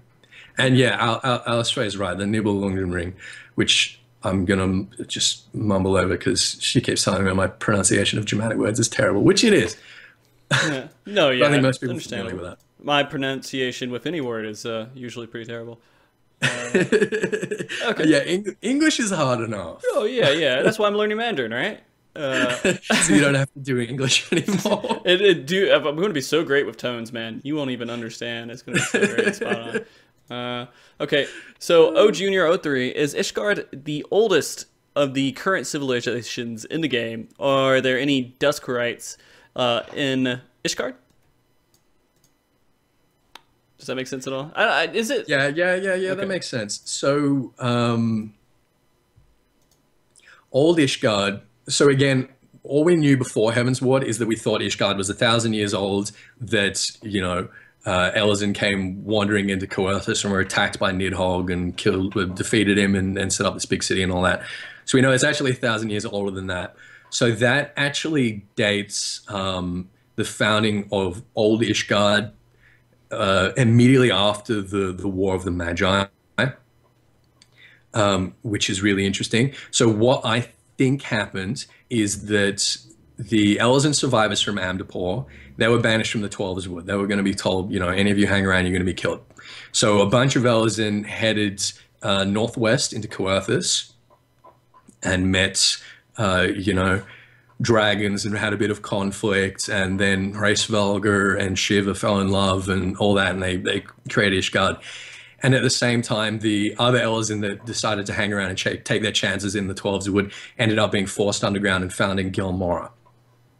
So if you're talking about old Ishgard, I'd say yes, it's dated around the same time as Gilmora, which no longer exists like as a civilization. There's probably a couple of people still bumming around in those caves, but it's not a city state anymore. And Beladaya, which again, same thing, is that Beladaya split into Sildir and Uldar, and then Uldar conquered Sildir. So it's definitely older than Uldar. So if you're talking about old Ishgard, yes. If you're talking about new Ishgard, then no. Okay. New Ishgard. So I think the thing that happened with the beginning of the Dragonsong War, right, is that Nidhogg goes, all right, fuck all y'all. The 12 knights that you know did Ratatoska, I'm going to make your lives hell, and you know your progeny is going to suffer for the rest of time. We know that everyone in Ishgard today is related to those 12 knights. They're the direct descendants of those 12 knights. So that leaves everyone else in old Ishgard, you know, all of the other citizens. They were either killed by Nidhogg, or they went back down south to the Shrouds, having learnt that, you know, the Pajal had just been born and the Gelmorans had made some sort of pact with the elementals and started coming out and developing their city. And so most of the wildwood we see in Gridania are probably descendants of the old Ishgardians that managed to escape the Dragonsong War, whereas the knights of Thordan kind of stayed there and dug in and got embroiled and built this city and had children and all that. So that probably answers your question like 1,000 times over, but right. Okay. There you go. All right. So Jim Link, 1994. Do you think we'll see more of Hengir, or Hengir? Is that right? Crucible? Hengir is Crucible? Do you know what I'm talking about? Hengr. Hengr is Crucible. Yeah, I definitely know. Give me a second. Google I've it. been meaning to. Yeah, that's what I'm doing. I've been meaning to get into this one. Crucible. This was in the sightseeing log, wasn't it? Hengir's Crucible. It's not J-E-R. It's G. It's just G-R. Hengir's. Yeah, G-R. Sorry. Yeah. G-R. Hengir's Crucible.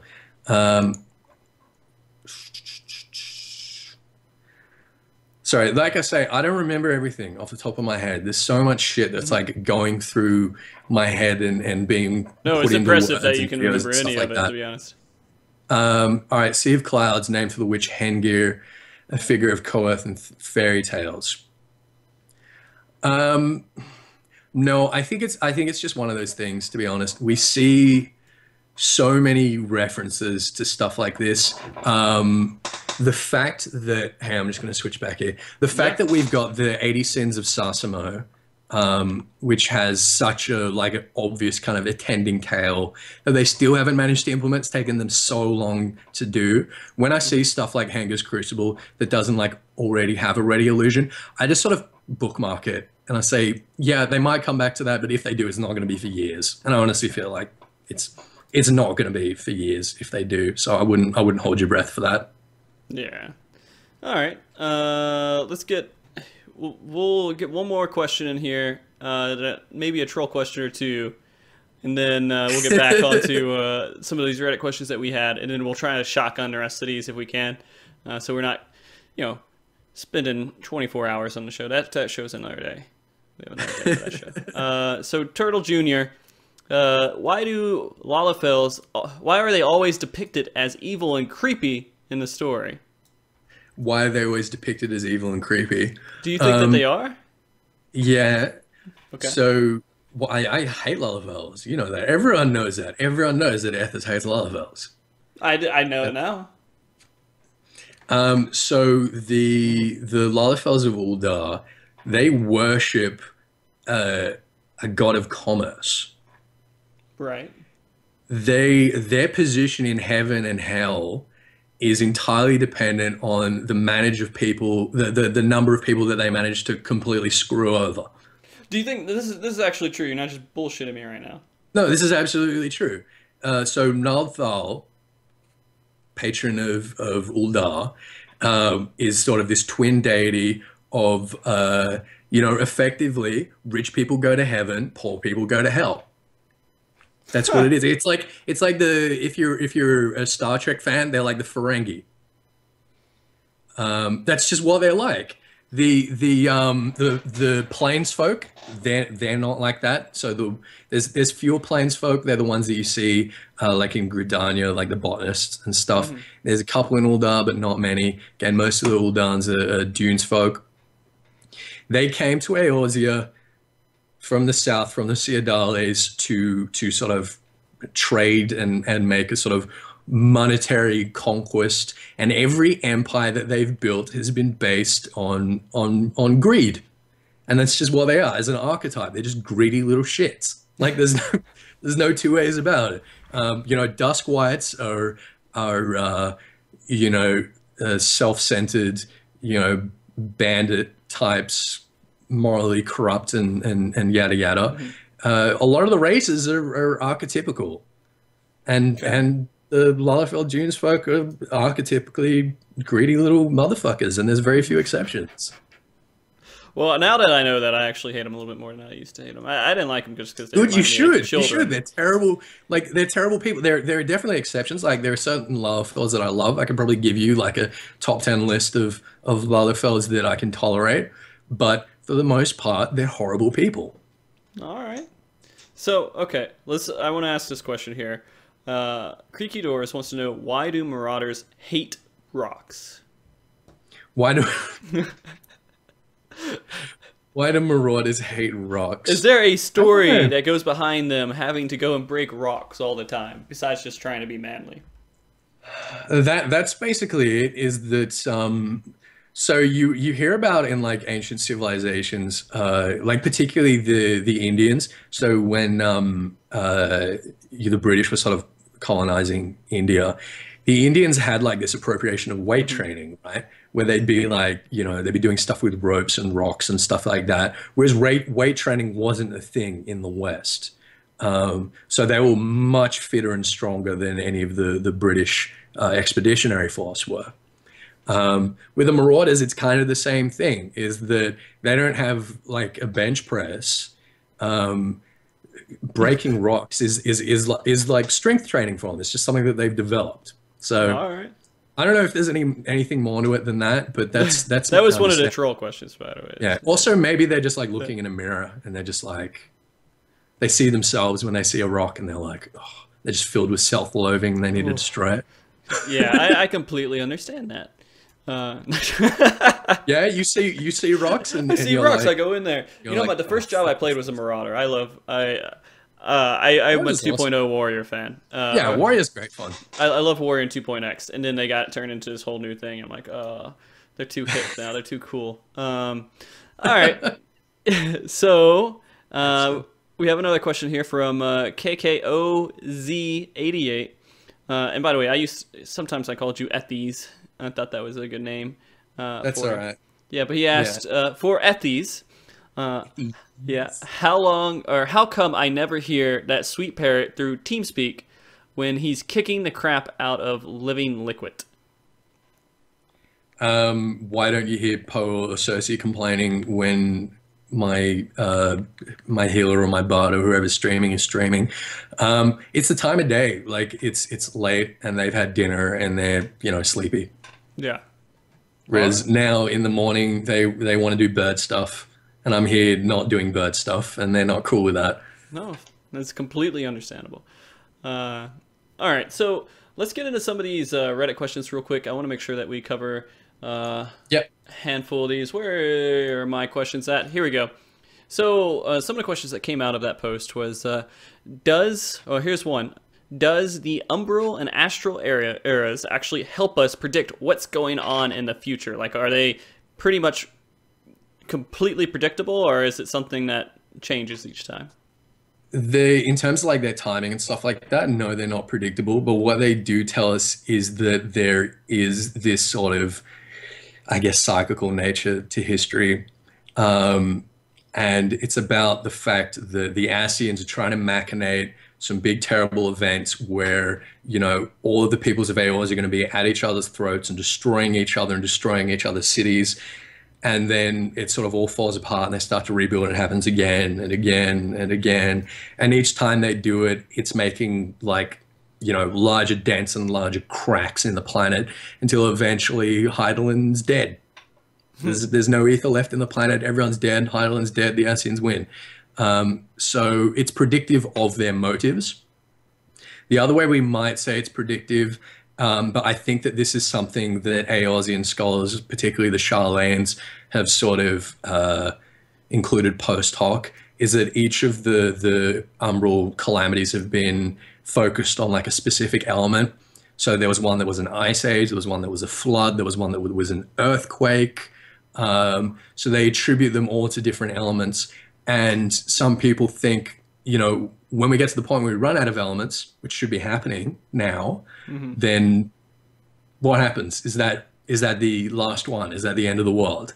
So there are some sort of, I guess, doomsday prophecies going around in the lore community, which I don't really buy into, but again, that's a pretty interesting one.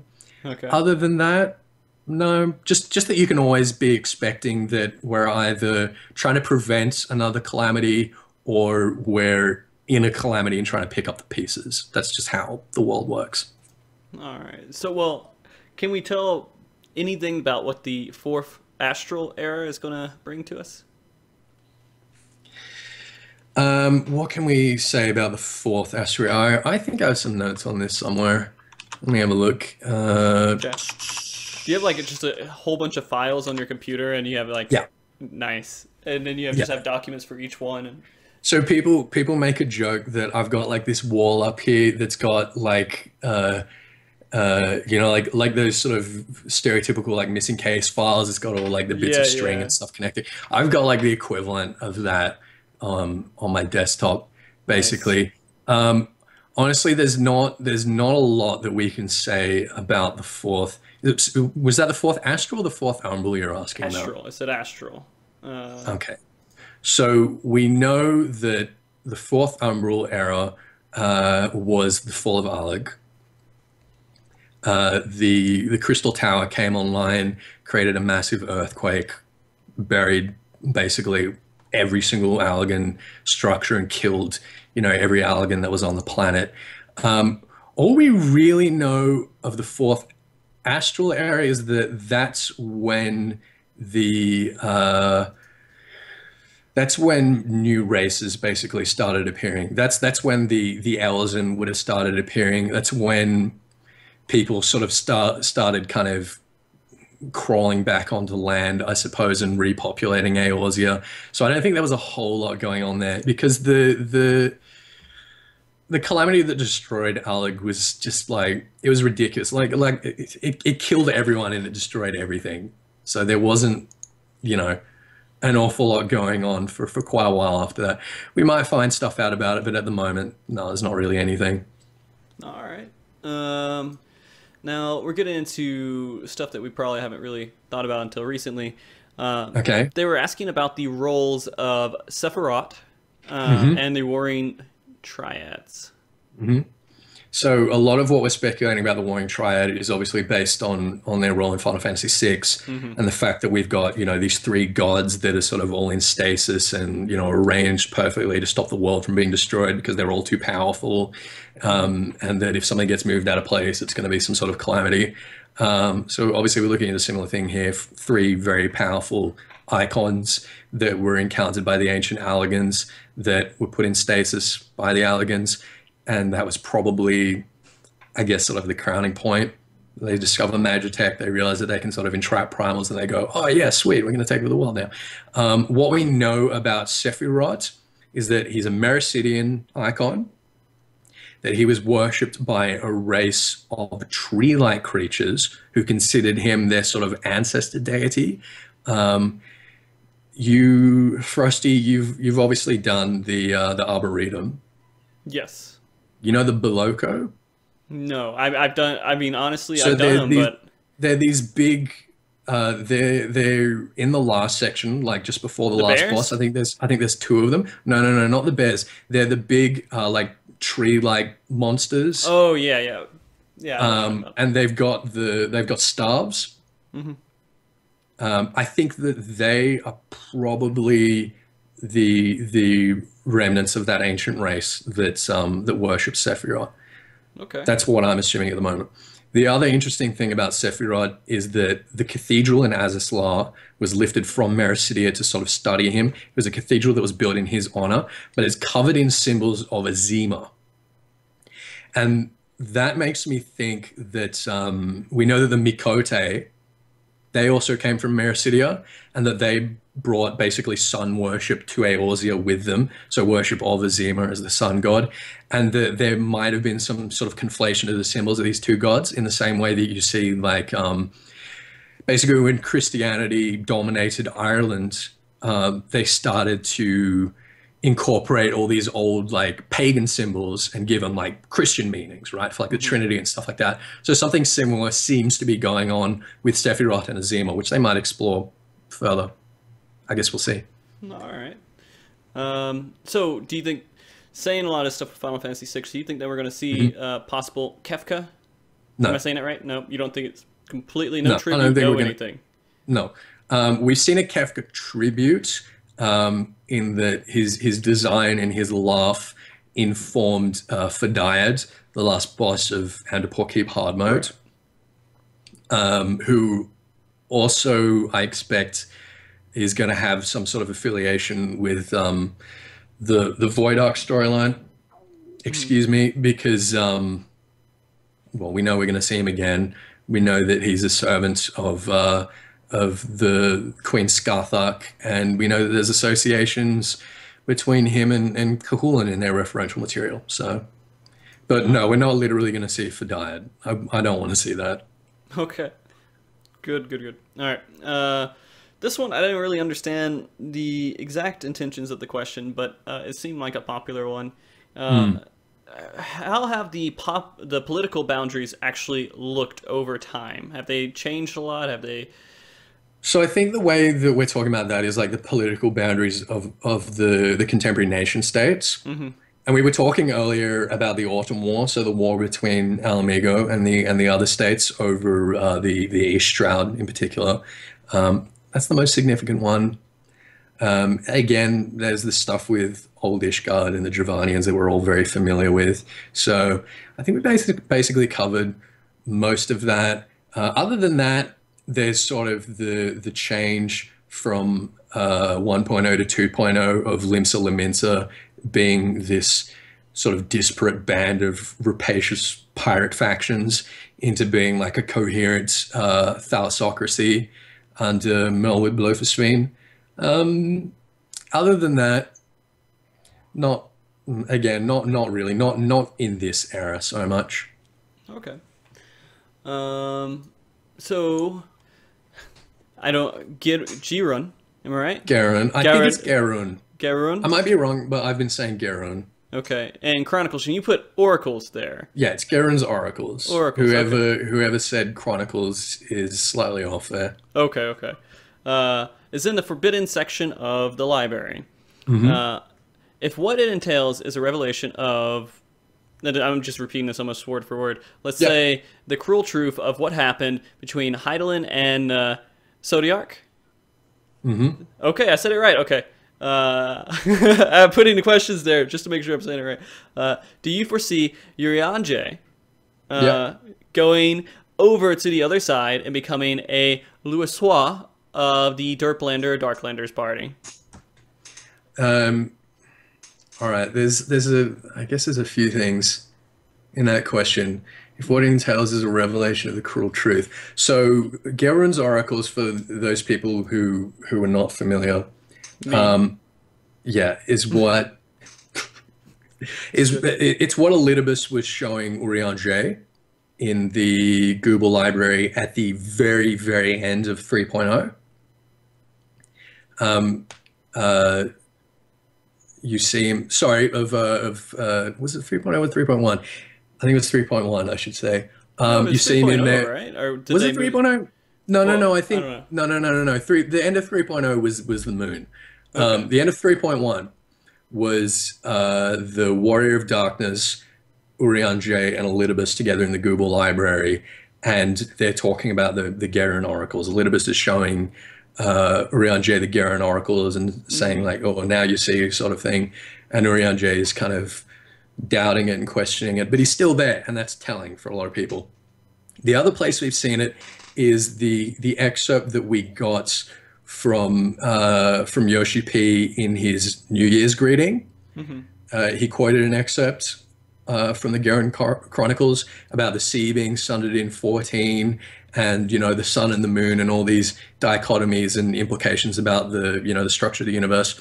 I did a video on it if you're interested. Good, yeah. But in terms of what's going on with Urianger, so we're being teased with this idea that he might be changing sides, right? Right. There's a couple of theories going there. First of all, I don't think that he is.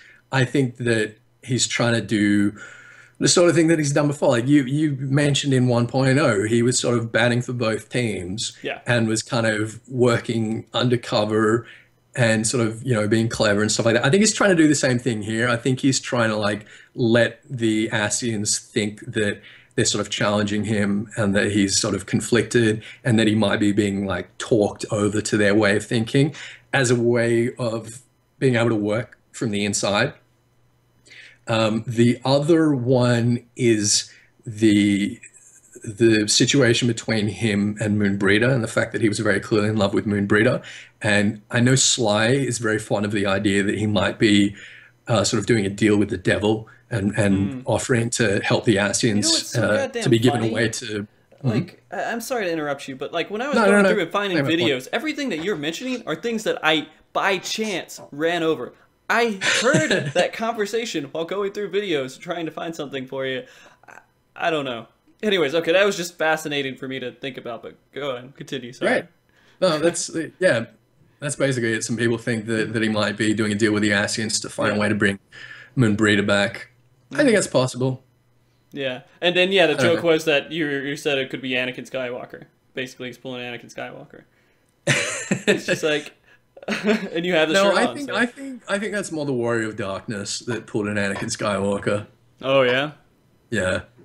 But that's a whole nother thing. Whole nother thing. All right. So let's jump back into some of these viewer questions here and see what we can knock out.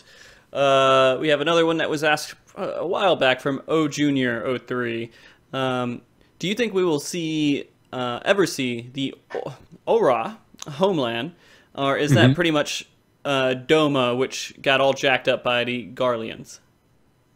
Now this is kind of a difficult one because it depends what you mean by homeland. So we think of Eorzea as the homeland of the Rogaden and the Lullafellers, but of course that's not the case. The Rogaden came from way up northwest across the seas. Lullafellers saying they came from down south. The Aura, most of them have come to Eorzea from Doma, and they have been in Doma for presumably centuries. As for where they came before then, one of the clans in particular are more kind of tribal wandering sort of peoples. So I wouldn't necessarily think that they have like a particular homeland. So I don't know. I really don't know. We're definitely going to end up seeing Doma sooner or later. Yeah, we have to. But as for further than that, as for like seeing the Far East and stuff like that, I think that's a way off. Okay. All right. So Creaky Doors had a question. Says it's about Dark Knight. Magic users control the Aether or lifeblood that streams around and through the planet. Where do Dark Knights draw their dark magic from? Ether. It's the same thing. Everyone's drawing from ether. The monk is drawing ether. What the monk is doing with their chakras, they're opening these various chakras and they become more powerful as they do that. Each time they open a chakra, what they're doing is they're sort of making their body more accessible to ether flowing from the land into them, which they then convert into kinetic energy, right? The Dark Knight and the Warrior, I think that they're doing something similar. They're using like their own body's ether. We talk about the inner beast for the warrior. We talk about, you know, the darkness or the angst or the anger or whatever for the Dark Knight. I think they're one and the same thing. I think they're ways of getting into like an emotional state where you know, not being like a natural magic user, they're still able to like channel the ether of their body and like coming into their body.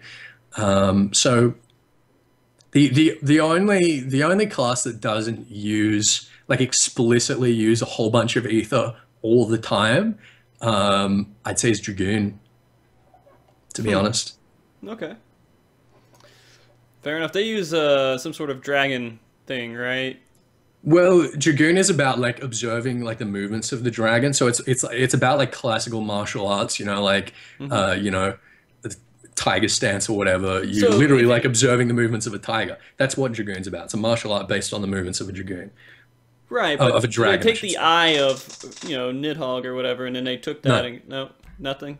We don't. Well, that's what Estinian does. Right. That's what Estinian does. Estinian draws power from the eye of Nidhogg.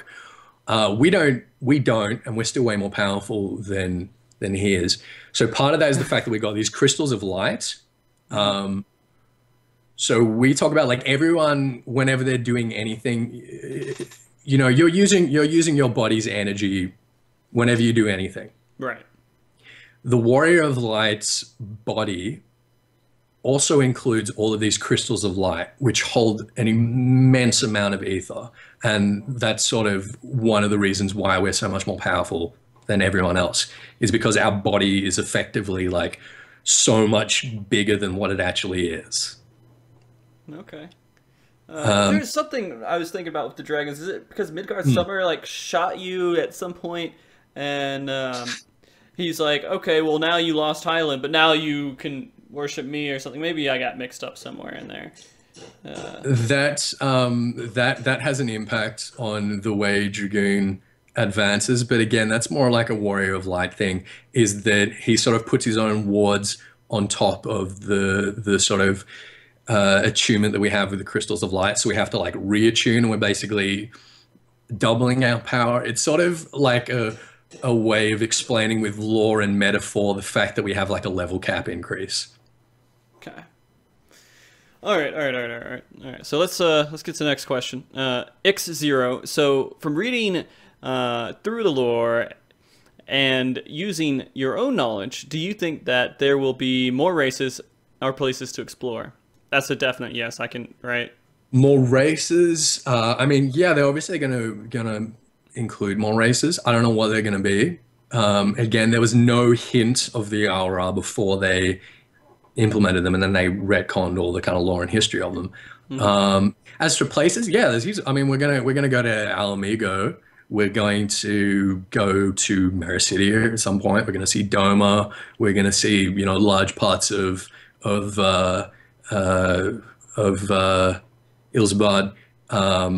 the central continent, the sort of Garland occupied lands.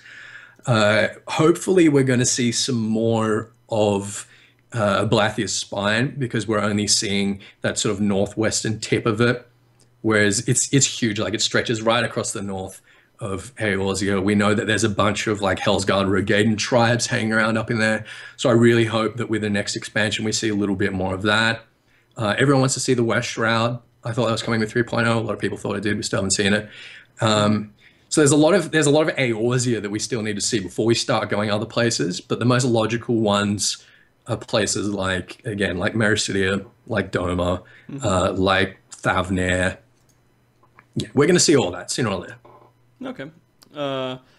This got into the serious question section, but I'm pretty sure it's a troll question. Shaman Arc. I don't see Lala children in the world. Are Lalas ever children, or are they always children?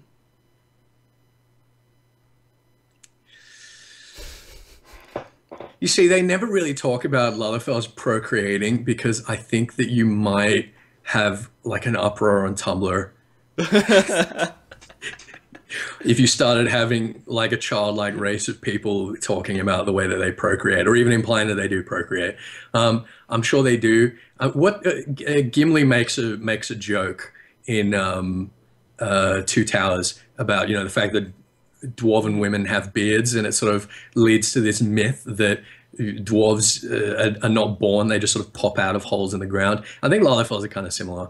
So Okay. no, I'm not like if you're asking because you're like part of like an ERP community or whatever, and you want to make sure that you've kind of got like your physiology and your like you know, procreational Lalafelian bullshit correct. I'm not an expert on that. I don't think anyone So is. you're not I mean, an expert on maybe Lalafell Koji. sex and No, procreation. Okay. I don't think anyone's an expert on Lalafell sex, to be honest. I don't think even Koji Fox wants to know about that. So sorry, I can't really help you with that one. That was good. That was good. Ark, that was a good question, man. Oh, dude, that was a great question. Yeah. Okay, so Mudslide here. Izu, which job class quest do you think is the best, and which one do you think is the worst? Ooh, which job quest do I think is the best? In terms of being the densest and like having the most content in terms of learning things about the world and the history of the world, Monk is definitely on top. In terms of stories that I've been most invested in, that's a hard one because I'm super invested in all of them. The least interesting, I think. I think probably Machinist. Machinist is definitely up there in terms of the least interesting. Yeah, I mean, I wasn't too impressed. I went through all of it, but But that's a hard one because they're all of a pretty high standard. And like I say, I've been super invested in all of them. oh man, somebody's out there hammering. Here's the thing, like it's Sunday morning, right? You're not allowed to do construction work or anything like that, but there's some fucking hobbyist living next door that just gets out the angle grinder and fucking goes all Saturday and Sunday. Wow. So That's sorry awesome. everyone. Oh, it's not He's that waking loud. up. I just heard it and I was like, yeah. Sorry, if you guys got a problem with it, we can call the cops. Yeah, we can. Everyone on the show, call the cops on them. Everyone watching the show, and oh god, that would be so horrible. That would be so funny. Yeah. Okay, so Iceheart 91. What do you think the second expansion storyline is going to revolve around? Do you think it's going to be Alamigo. Yep, that's exactly what he was thinking. So, Yeah, do you think it's Alamigo? it's gonna be. I think it has to be. So there's a whole bunch of different reasons for it. Obviously, we need to see the rest of Eorzea. We need to take back Alamigo. We need to see more of the Garlands. The Garlands are always like, they're big for like 2.0.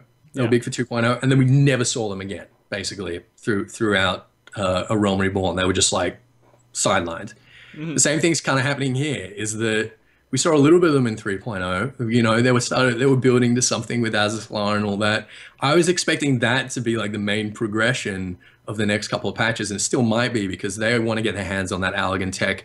I'm always talking about the idea that it's going to be the thing that like unites Ishgardians and dragons ultimately, is the fact that the dragons of Dravania are going to see the Imperials going after this Allergan tech, and they're going to think, oh shit, they're going to do the same thing to us that the Allergans did to the Mericidians, and it's going to, you know, nothing sort of brings people together like conflict does, in the same way that the nation states were brought together to fight the Empire. So, I mean, in 1.0 though, Garleans were like the thing. Yeah, it was all about the Garleans. Yeah. And since then, there's been very little progression in terms of what's happening with them. I think I've what was the question again? I've like gone way off from the question. What do you think the second expansion's storyline? We got that. Right. That was answered like immediately. The other reason is that you guys remember it was 2.1 or 2.2. We started seeing these like really sort of out of place cutscenes of things that were happening in Ishgard. We were introduced to the Archbishop, and we were given this really dramatic shot of him in front of all the Holy Knights giving an address, and Elidibus standing like behind him off the one side, just behind his shoulder. So we're getting those teasers. In in terms of story setup, we're getting exactly the same thing now, is that we're seeing Ida and Papalymo working with the Alamegan resistance. So I think that that's got to go somewhere if there's no other reason. So yeah, my vote's definitely on Alamigo, and I don't think anyone really disagrees with that at this point. Okay. So he had a follow-up question to this, and he said, where do you think the storyline is going to take us from patch 3.3 and beyond, since Heavensward storyline is coming from a conclusion in 3.2, or coming to a conclusion in 3.2, so we can slowly work our way towards the second expansion storyline. So do you think we're going to just start going towards Alamigo after 3.2? Yes, we need to deal with the Roaring Triad. That's the first thing. And that's going to be the sort of primal fights for the next couple of patches.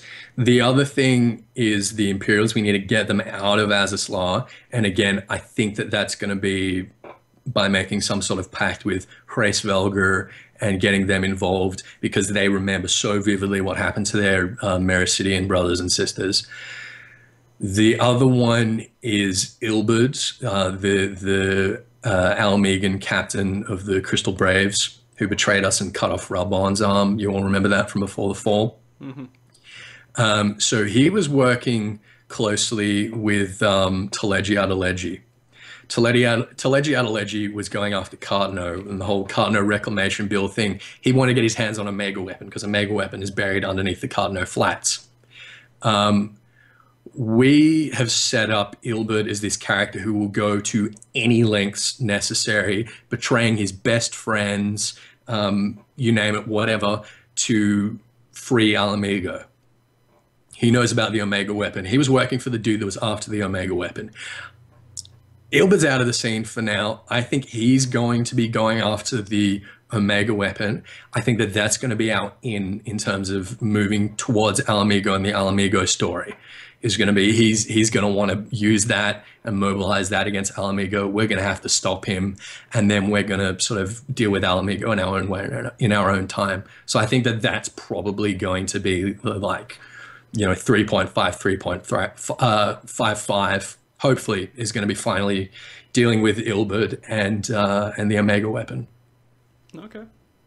Shaman Art has another question. Can you summarize the Alexander story and maybe some speculation on where it's going?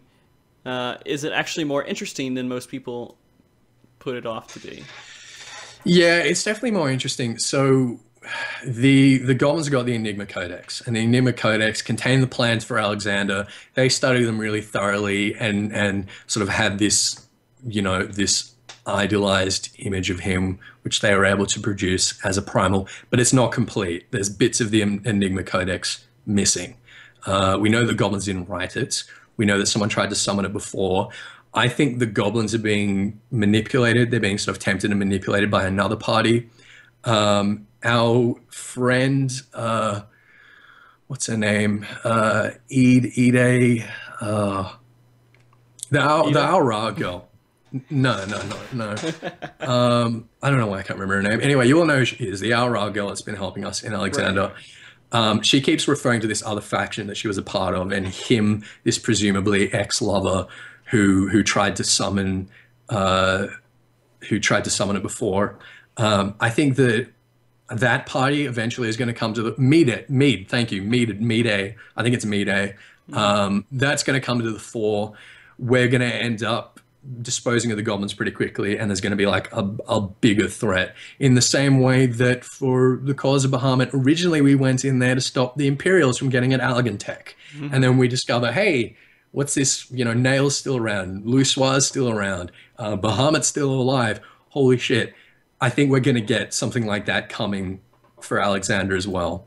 I'm expecting to see it in 3.2, but I don't know. It might not come until 3.4, but that's what I'm really hanging out for at the moment. So I hope that answers your question. No, that's good. All right, so the next one I have here, Alex Fate said, what the hell is up with the Illuminati cat in Alexander? I keep asking myself the same thing. I think it's just sort of a bit of fun. Like it's a play it like the archetypical like Bond villain, you know, having the cat and stuff like that. A lot of people were speculating that it was Koshi before we saw the Void arc, and we know that Koshi is involved with that. So some people were saying like, oh, that cat's actually Koshi, and he's actually, you know, controlling the Illuminati and machinating everything. I mean, it's possible that the cat might be the real leader of the Illuminati, and that Quick Thinks All Thoughts might just be like a red herring. I really fucking hope not. Like I think it's just like a funny little like play at the trope, and you know, the goblins being you know, funny little things. Right. So I haven't read into it too much. Okay. I don't know if I'm saying your name right. Turo 233. What could be the Marvin? I think that's how Marvyn. Marvyn, the Marvin. Yeah, what Okay. could that be? And did that giant sphere at the entrance of the Aerochemical Research Facility? The Etherochemical Research Facility. Yeah. The Marvin. I'm not familiar with this one. Oh shit. Maybe you're misspelling it or conflating it with something, or maybe I just haven't noticed it. The Etherochemical Research Facility, there's a whole bunch of stuff there that's involved with the Warring Triad, and keeping them under wraps. So I'm sure we're going to find out. Is that like the more robot, about the that. little robot sphere? Is that maybe one of them? Maybe the little Allergan node that's sort of been given a personality. Is that what you're thinking of? I don't know. Sorry, I got I don't nothing on know. that one. I got nothing on that one. I'll look into that, and I'll get back to you on that one if I think there's something interesting behind that. Okay. All right. Cool. Sorry, Turo, if we don't answer that properly. That's a good question, though. All right. So let's go into the next question here, which is from X0. From the lore, will there be... Well, this is almost the exact same question that we had before, which is asking if there will be more races on iconic locations that will be more accessible, which we went over that already. Yes. Yes. Yes. In a word, yes. All right. X Mega Junie. What's the archetype of all races? You want me to give you the archetype of all the races? Oh, jeez. that could take forever. That could take forever. Lalafels are greedy. Aura are edgy. Duskwhite are edgy, but in a different way. Wildwood are pretentious and xenophobic. Rogadans are strong simpleton bogans. Mikote slutty cats. Done. Okay, good enough for me. Mongolia, or Mongola. What do you see? What would you like to see in Final Fantasy IX's concept of Memoria and finding out about Heidelin's birth and history? Okay, so the thing I like about the birth and history of Heidelin is that it is completely different and actually, from like a metaphysical sense, far more complicated and involved than anything we've seen from a previous Final Fantasy title. So honestly, I don't think so. I don't particularly want to see them lifting anything that I guess that sort of involved from Final Fantasy IX. Okay. And I'm a lot closer to the mic now, guys. I'm sorry if I was not too loud earlier. I guess it's better that I'm quiet than loud, though, in the end. But now we're good. We're good. Iceheart 91. This probably belongs under the troll questions as well. Do you think we'll ever go to the moon? No. No, I don't. Again, Happy keeps asking me about this one as well. We've seen Elidibus and the Warrior of Darkness on the moon. So the moon is sort of revered by the Asians because it is to them what the world should be like. It's dead and barren. That's what Zodiac is all about. That's what they want Heidelin to look like. So they hang out there because it sort of has that kind of significance for them. I don't think we have any reason to go to the moon, Okay. to be honest. Not at the present time. not the foreseeable future. All right, everyone has all the Moon Man jokes can stop there, right? Okay, Helios 82 is the Ura, a race that were born in before the Dragon Song War. I guess. No, that's a difficult one. When we first started getting the concept art for it, I had this theory that maybe they were the descendants of Shiva and Race Velga, that they were like, you know, dragon human baby hybrids, as painful as that would have been for Shiva. But we've learned since that we're being told by Yoshi that they're more kind of demonic than they are draconic, and that they're sort of really important physiological differences, I should say. For instance, the horns of a dragon, they're solid bone, whereas the horns of the owl are actually hollow, and they act as like echo chambers to sort of improve their hearing. So they're not related to the dragons. So I think that might be the implication. You're making me asking whether they were born after the beginning of the war or around the time of the beginning of the war. I've no idea. I think they're probably older than that. They could be a sort of void sense hybrid. There could be something going on, like in the sort of anyone who plays Diablo. In the Diablo lore, human beings are sort of created by, demons and angels, like having had enough of the eternal conflict and sort of making their own little place and giving birth to this race of people that's sort of a bit of both. Maybe something similar is going on there. Some void sent were like, the void sucks. And ended up producing the aura. I don't know. There's a lot of possible ways to go with that. Okay. So let's get into some of these troll questions here. Jimlink 1994 would like to see a narrator duel between Ethys and the guy from the Darkest Dungeon. Yeah, I think he's probably got a lot more experience than I do. And he can probably sustain it for a lot longer than I can. My problem with narrating is that if I do like 20 minutes of like a serious narration, I need to like go and lie down. Oh yeah. Takes a lot out of me. He's really going like the Vincent Price thing, and I really respect that. I think it's really cool. I'd love to have the opportunity. If someone wants to hire me to do like voice acting and narrating or something, I'd be fucking all over that. Yeah. So. All right, you got a better voice than I do, man. Watch this space. I don't know about that. No, my voice is horrid. Okay. So, Turtle Jr., question for Ethys. Are you a weebo? No. Okay. Not at all. No. There we go. Alex. I dabble in the Gokus. I watch some of the Gokus. The Gokus. But no, I'm not a weeb, and that's not like a judgment thing or whatever. So judgmental. Yeah, I'm nerdy about other things. I'm a massive Star Wars nerd. Yeah, I'm cool. I'm a cool nerd. I'm like a hip nerd. I'm not some fat greasy weeaboo. Sorry. Okay.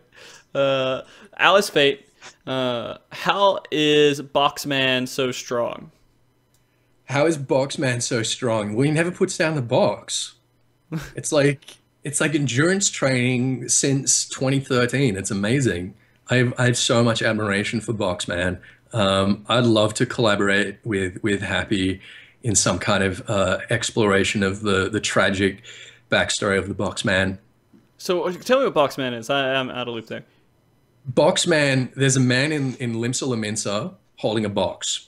Oh. And he's been holding that box all day and all night without moving since 2.0 launched. And like he occasionally sort of readjusts his grip, but other than that, he's just holding this heavy ass box and he's just stuck in this like Sisyphean hell. But he looks really happy. So for me, he's like the exemplary, Aeolosian Sisyphus. It's amazing. And Happy did like a sort of satirical video on him, but I took it really seriously. All right. Okay, so Ionic Cipher. The question now is, does Ethys remember all of the phone numbers in the phone book? if I say yes, will you second guess me? Of course. No.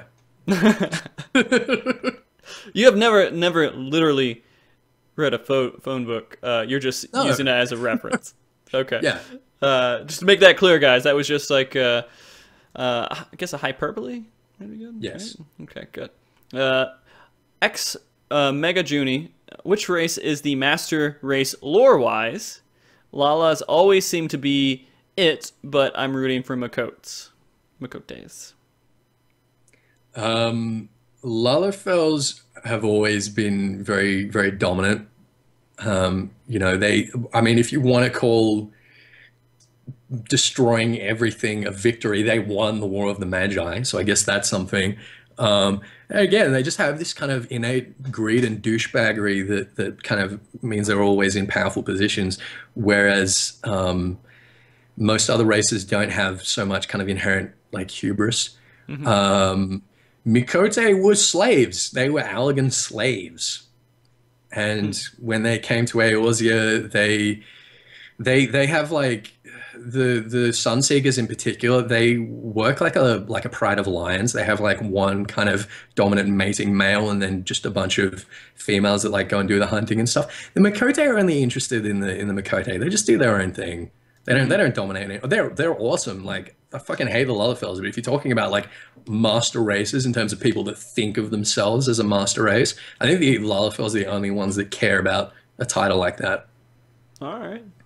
Well, awesome. Turtle Jr. also asked, lore-wise, which job is the strongest? Felcleave, Kappa.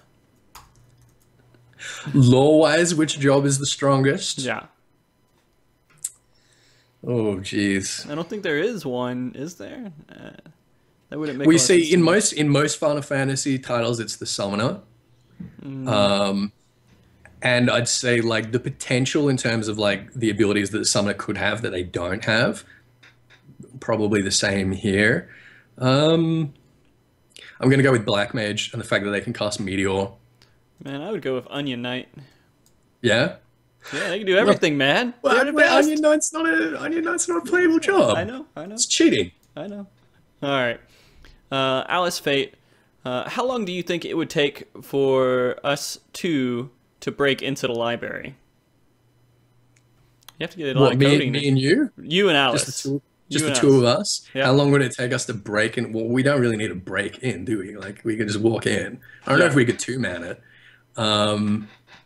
I don't know, like, there's nothing there. There's only, it's page 64, isn't it? There's one page. Everything's page 60. Here's the thing, like the book, the demon book, I took screenshots of him. The last boss, all of his pages, same thing. Every single page of every book that we see is page 64. The library is a hoax. It is a joke. There's nothing there. They've been bluffing the whole fucking time. There's one page printed over and over and over. So don't get your hopes up. Nice. Okay. So I got another question here from Jim Link 1994. Will you ever do a YouTube video of your top 10 favorite Lalafels? My top 10. So I try to avoid like, here's my top 5, here's my top 10, because I have like this real aversion to that kind of clickbait style of YouTube videos. But if I'm getting a direct request for it, then yeah, absolutely. I'll just have to give it a different title than top 10. Yeah. Because I'm never going to concede to being that guy. I'm like, no. I'm never going to sink that low. Okay, awesome. Last question here. And let's see, Casey Diaz. I love this question. Is that accent British? No. You see, most people think of Australian accents, and they think of like the typical like Queensland bogan who fucking talks like this, eh? Yeah. And he really sounds, you know, quite like nothing else. He's really slack-jawed and does funny things with his S's, eh? Australians generally don't talk like that. I do have, I guess, a bit more of a practice accent because I've done like a lot of performance and stuff with my voice over the years. So I probably articulate a little bit more deliberately than the average kind of fat-tongued Australian, but no, it's not a British accent by any stretch. If you had to guess what kind of accent I had, what would you relate it Mhm. to? I'm not great with American accents. It's Okay. definitely not Californian. Okay. It's definitely not Jersey or Brooklyn or Chicago. Um, and it's definitely not like Southern. So I I don't grew up in know. the South, man. Really, you grew up in the I South? grew up in the South. Where? Tennessee. So did you used to have like the thick Southern drawl and you kind I don't of know. grew out of it? I don't. I think that like I spent a lot more time in the city than I Hmm. did in like country towns. Although I grew up in country towns. Well, the American accent, because a lot more people are traveling, a lot more people are sort of um, becoming less isolated. Hmm. Like different cities and states and communities in the states were, until recently, still fairly kind of well, I wouldn't say isolated, but insular. You know what I mean? And Right. I feel like the American accent is becoming increasingly homogenized. You Right. know what I mean? I would So agree with that. Um, but yeah, I always thought that was interesting. Okay. yeah, it's interesting. Well, I think we're good with questions for now, guys. I don't think that we're going to take Oof. any more here. We're done. We've completed everything. This was, we've been here for a little bit over 2 hours doing the show. It's been 2 hours and 20 minutes so far. How'd you like being on the show, man? I think it's great. It's really nice. This might sound like super narcissistic of me, but Okay. it's nice to have like a sort of one-on-one. Hmm. Whenever I'm on State of the Realm, um, Haps and Sly. Sly, the three of us, we all have like really kind of dominant, overbearing personalities. So it can be like a bit of a pissing contest sometimes, if you know what I Oh, mean. yeah. I, I So guess it's so. it's nice being able to, take it slowly and sort of have a relaxed, chill conversation sometimes. Yeah, this was Um, really relaxed. no, had a no good offense conversation. to, Mike and Mel and Sly. I always have a great time on Stay the Realm, but it's like really high octane. Oh yeah. I mean, and that was kind of one of the things is I was going to bring someone else on the show, and I thought, I never had Ethys on the show. He's Yeah. never been here before. He's a pretty dominant figure when we talk about lore and everything else, or at least I think so. Hmm. Like if I mention anything about lore, it's like I want to do a lore show. Everyone's like, oh, get Ethys on the show. Make sure Ethys is there. Yeah, I don't understand that. No one ever says anonymous. Yeah, maybe we need to get these other guys on the show, right? And then we could just have a lore buff show. That would But be well. That would make me look like an idiot for starters, well, because that's a that guy is a freaking encyclopedia. Like me having all my notes and stuff like that, and needing to deal with my pathetic short term memory. He's just a fucking encyclopedia. It's incredible. oh man. But I don't know.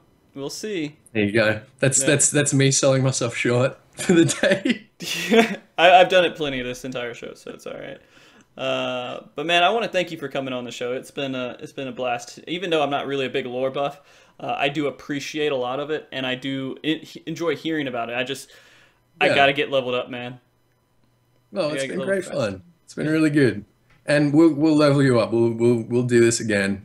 Oh yeah, Get no you up to doubt. speed, Uh, and everyone else in the chat, we'll get you guys up to Yeah. speed. So I'm kind of curious. I don't know why this idea came up, and mainly because I have a little bit more free time throughout the week now.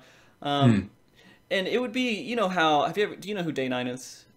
That sounds Big vaguely Starcraft, familiar. big Starcraft 2 guy. Yeah, I'm not a big follower of StarCraft, but I definitely recognize the name. Yeah. Well, he did a show every day, throughout the Okay, week, Monday through every Friday. day. He Jeez. did a 2 hour show, and it was, he'd have different themes of things like he would sit there and do a fun day Monday, and he would come in and just Hmm. have people try to do different strategies in StarCraft, submit the videos, and he would go over them. He would Hmm. have other things where newbie this, crazy whatever day this, and then he would have different days of like that.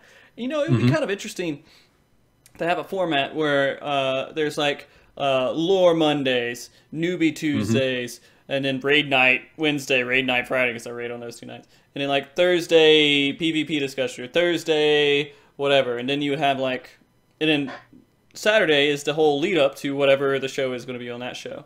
Mm-hmm. And you know, the only thing is that's a lot of goddamn work, man. Well, here's the thing that Limit Break Radio have decided to start doing. They've got like an Ethys signal. Really? Yeah, and when they're doing their show and they have like a law question that they don't feel super confident in answering, they just call me on Skype. Really? And I just talk for 20 minutes. Yeah, yeah. And if I'm around, which I usually am, then I'm happy to do that. So if you want to do like a Law Monday or something, if your viewers are down for that, then yeah, I mean, we can talk about it. Yeah. So I don't know. If we turned it into like a kind of Monday through Friday format, it would be kind of weird. I definitely want to keep Saturdays. This is like the perfect time on Saturday. I love this time slot, and it's so available at the moment. There's no reason for me not to do it, but I don't know. It's just brainstorming stuff. Anyways, thank you guys for watching the show too, of course. It's been awesome to have you guys come over here and hear us BS about the most boring topic in the game, lore. So. The only topic in the game. Thank you for all those people who are still a part of Patreon, even though I'm not really doing anything with that anymore and helping out with that. Thank you for Kerr gathering all these questions today. There's a lot of fucking questions to gather, and I really appreciate her help with all this. Yeah, great work. Definitely. And Blizzana for the artwork on the show, layout and everything else. I appreciate that.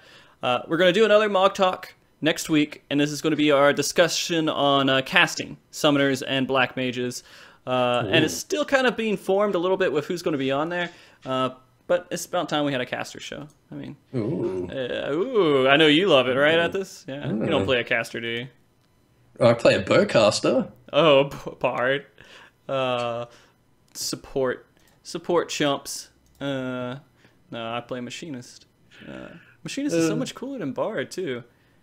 So much. Yeah, I don't know. I'm having a lot of fun with Bard. It's just like a chill class when I'm not raiding. Oh yeah. All right. So that's going next week, same time, 2 p.m. Pacific, 5 p.m. Eastern, 2200 GMT, January 30th. And we need to host somebody, and I usually let the guest do the honors of finding someone to host. Do you have someone that you would? Oh, really? Yeah. Oh, okay. Yeah. Let me have a look on my follow list and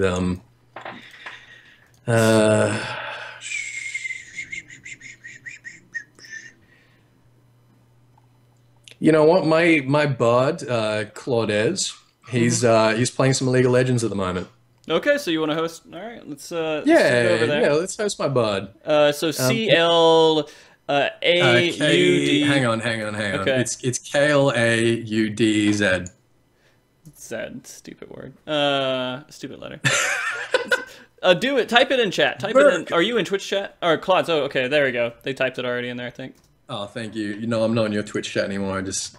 You're like, I'm done with these guys. I'm outie. KLAUDE Z. Z. Yes. Okay. Z. Z. All right. I'm going to give him a host. And guys, please, can you... Let me... Screw it. I'm just going to Google it. EthysAsher... Final Fantasy 14. Oh, top one is your YouTube. Okay. My YouTube is youtube.com/EthysAsher. It's easy. There you go. There's the... There you go. There's a link for it. Oh, holy crap. Did it not go in there? There we go. There we go. There's the link for it, so you guys can go to it if you really want to. Please check him out and see what he's up to, because you're always... How often do you make a new video, man? It depends on the week. You know, it depends on like real life things. Some weeks I'm making a video every day. At worst, it's once a week at least. I'm really, really careful to make sure that I have at least like one involved Final Fantasy 14 lore video a week, and anything else I just consider like a bonus. I do it once a week too.